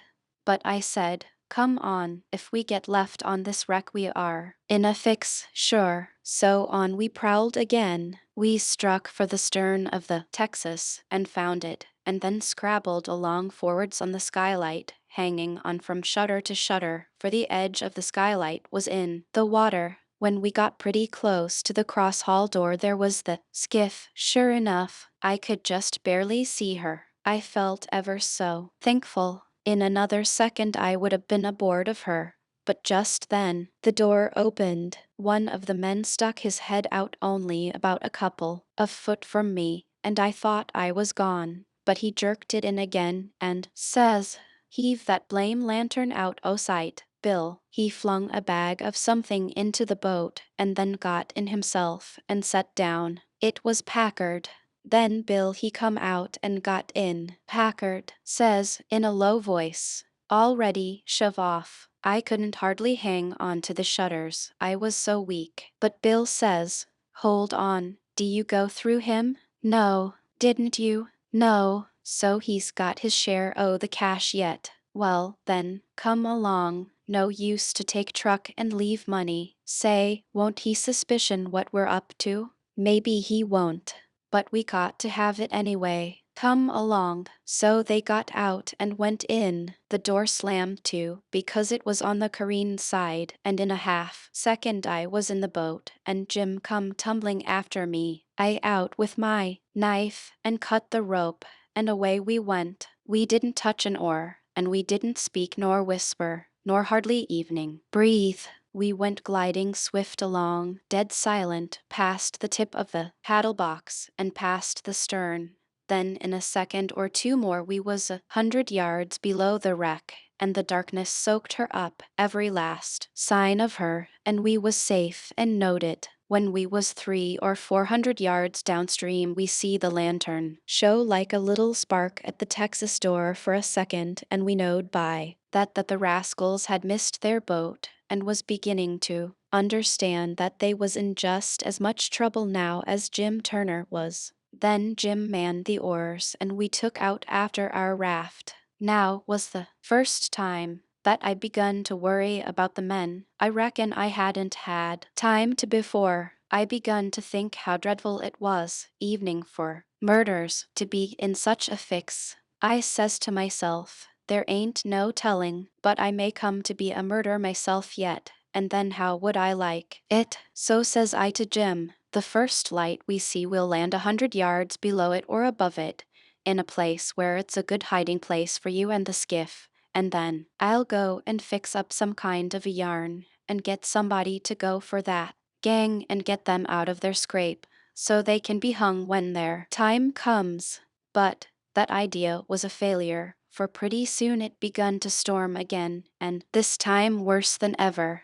The rain poured down, and never a light showed. Everybody in bed, I reckon. We boomed along down the river, watching for lights and watching for our raft. After a long time the rain let up, but the clouds stayed, and the lightning kept whimpering, and soon a flash showed us a black thing ahead, floating, and we made for it. It was the raft, and mighty glad was we to get aboard of it again. We seen a light now away down to the right, on shore, so I said I would go for it. The skiff was half full of plunder, which that gang had stole. There on the wrack, we hustled it onto the raft in a pile, and I told Jim to float along down and show a light when he judged he had gone about 2 mile, and keep it burning till I come. Then I manned my oars and shoved for the light. As I got down towards it, 3 or 4 more showed up on a hillside. It was a village. I closed in above the shore, light, and laid on my oars and floated. As I went by I see it was a lantern hanging on the jackstaff of a double-hull ferryboat. I skimmed around for the watchman, wondering whereabouts he slept, and soon I found him roosting on the bitts forward, with his head down between his knees. I gave his shoulder 2 or 3 little shoves and begun to cry. He stirred up in a kind of a startlish way, but when he see it was only me he took a good gap and stretch, and then he says, "Hello, what's up? Don't cry, bub. What's the trouble?" I says, "Pap and ma'am and sis," and then I broke down. He says, "Oh, dang it now, don't take on so. We all has to have our troubles, and this NLL come out all right." "What's the matter with em?" There, are you the watchman of the boat?" "Yes," he says, kind of pretty well satisfied like. "I'm the captain and the owner and the mate and the pilot and watchman and head deckhand, and sometimes I'm the freight and passengers. I ain't as rich as old Jim Hornback, and I can't be so blame generous and good to Tom, Dick, and Harry as what he is, and slam around money the way he does. But I've told him a many a time Tia I wouldn't trade places with him, for, says I, a sailor's life's the life for me, and I'm derned if I take de live 2 mile out o' town, where there ain't nothing ever goin' on, not for all his spondulics and as much more on top of it," says I. I broke in and says, "They're in an awful peck of trouble, and who is?" "Why, Pap and Mam and Sis and Miss Hooker, and if you'd take your fair boat and go up there." "Up where? Where are they?" "On the wreck." "What wreck?" "Why, there ain't but one." "What, you don't mean the Walter Scott?" "Yes." "Good land. What are they doing there, for gracious sakes?" "Well, they didn't go there a purpose." "I bet they didn't." "Why, great goodness, there ain't no chance for 'em if they don't get off mighty quick." "Why, how in the nation did they ever get into such a scrape?" "Easy enough. Miss Hooker was a visiting up there to the town." "Yes, Booth's Landing. Go on." "She was visiting there at Booth's Landing, and just in the edge of the evening she started over with her nigger woman in the horse ferry to stay all night at her friend's house. Miss what you may call her, I disremember her name, and they lost their steering oar and swung around and went floating down stern first about 2 mile, and saddlebags on the wreck, and the ferryman and the nigger woman and the horses was all lost, but Miss Hooker she made a grab and got aboard the wreck. Well, about an hour after dark we come along down in our trading scow, and it was so dark we didn't notice the wreck till we was right on it, and so we saddlebagsed, but all of us was saved but Bill Whipple, and oh, he was the best cretur. I most wish it had been me, I do. My George, it's the beatinest thing I ever struck." "And then what did you all do?" Well, we hollered and took on, but it's so wide there we couldn't make nobody here. So Pap said somebody got to get ashore and get help somehow. I was the only one that could swim, so I made a dash for it, and Miss Hooker she said if I didn't strike help sooner, come here and hunt up her uncle, and he'd fix the thing. I made the land about a mile below and been fooling along ever since, trying to get people to do something, but they said, what, in such a night and such a current, there ain't no sense in it. Go for the steam ferry. Now if you'll go, and by Jackson, I'd like to, and blame it. I don't know but I will. But who, in the dingnation's a going to pay for it? Do you reckon your pap? Why that's all right. Miss Hooker she told me, particular, that her Uncle Hornback. Great guns, is he her uncle? Looky here, you break for that light over their way, and turn out west when you get there, and about a quarter of a mile out you'll come to the tavern. Tell em to dart you out to Jim Hornback's and he'll foot the bill. And don't you fool around any, because he'll want to know the news. Tell him I'll have his niece all safe before he can get to town. Hump yourself, now. I'm going up around the corner here to roust out my engineer. I struck for the light, but as soon as he turned the corner I went back and got into my skiff and bailed her out, and then pulled up shore in the easy water about 600 yards, and tucked myself in among some woodboats, for I couldn't rest easy till I could see the ferryboat start. But take it all around, I was feeling rather comfortable on accounts of taking all this trouble for that gang, for not many would 'a' done it. I wished the widow knowed about it.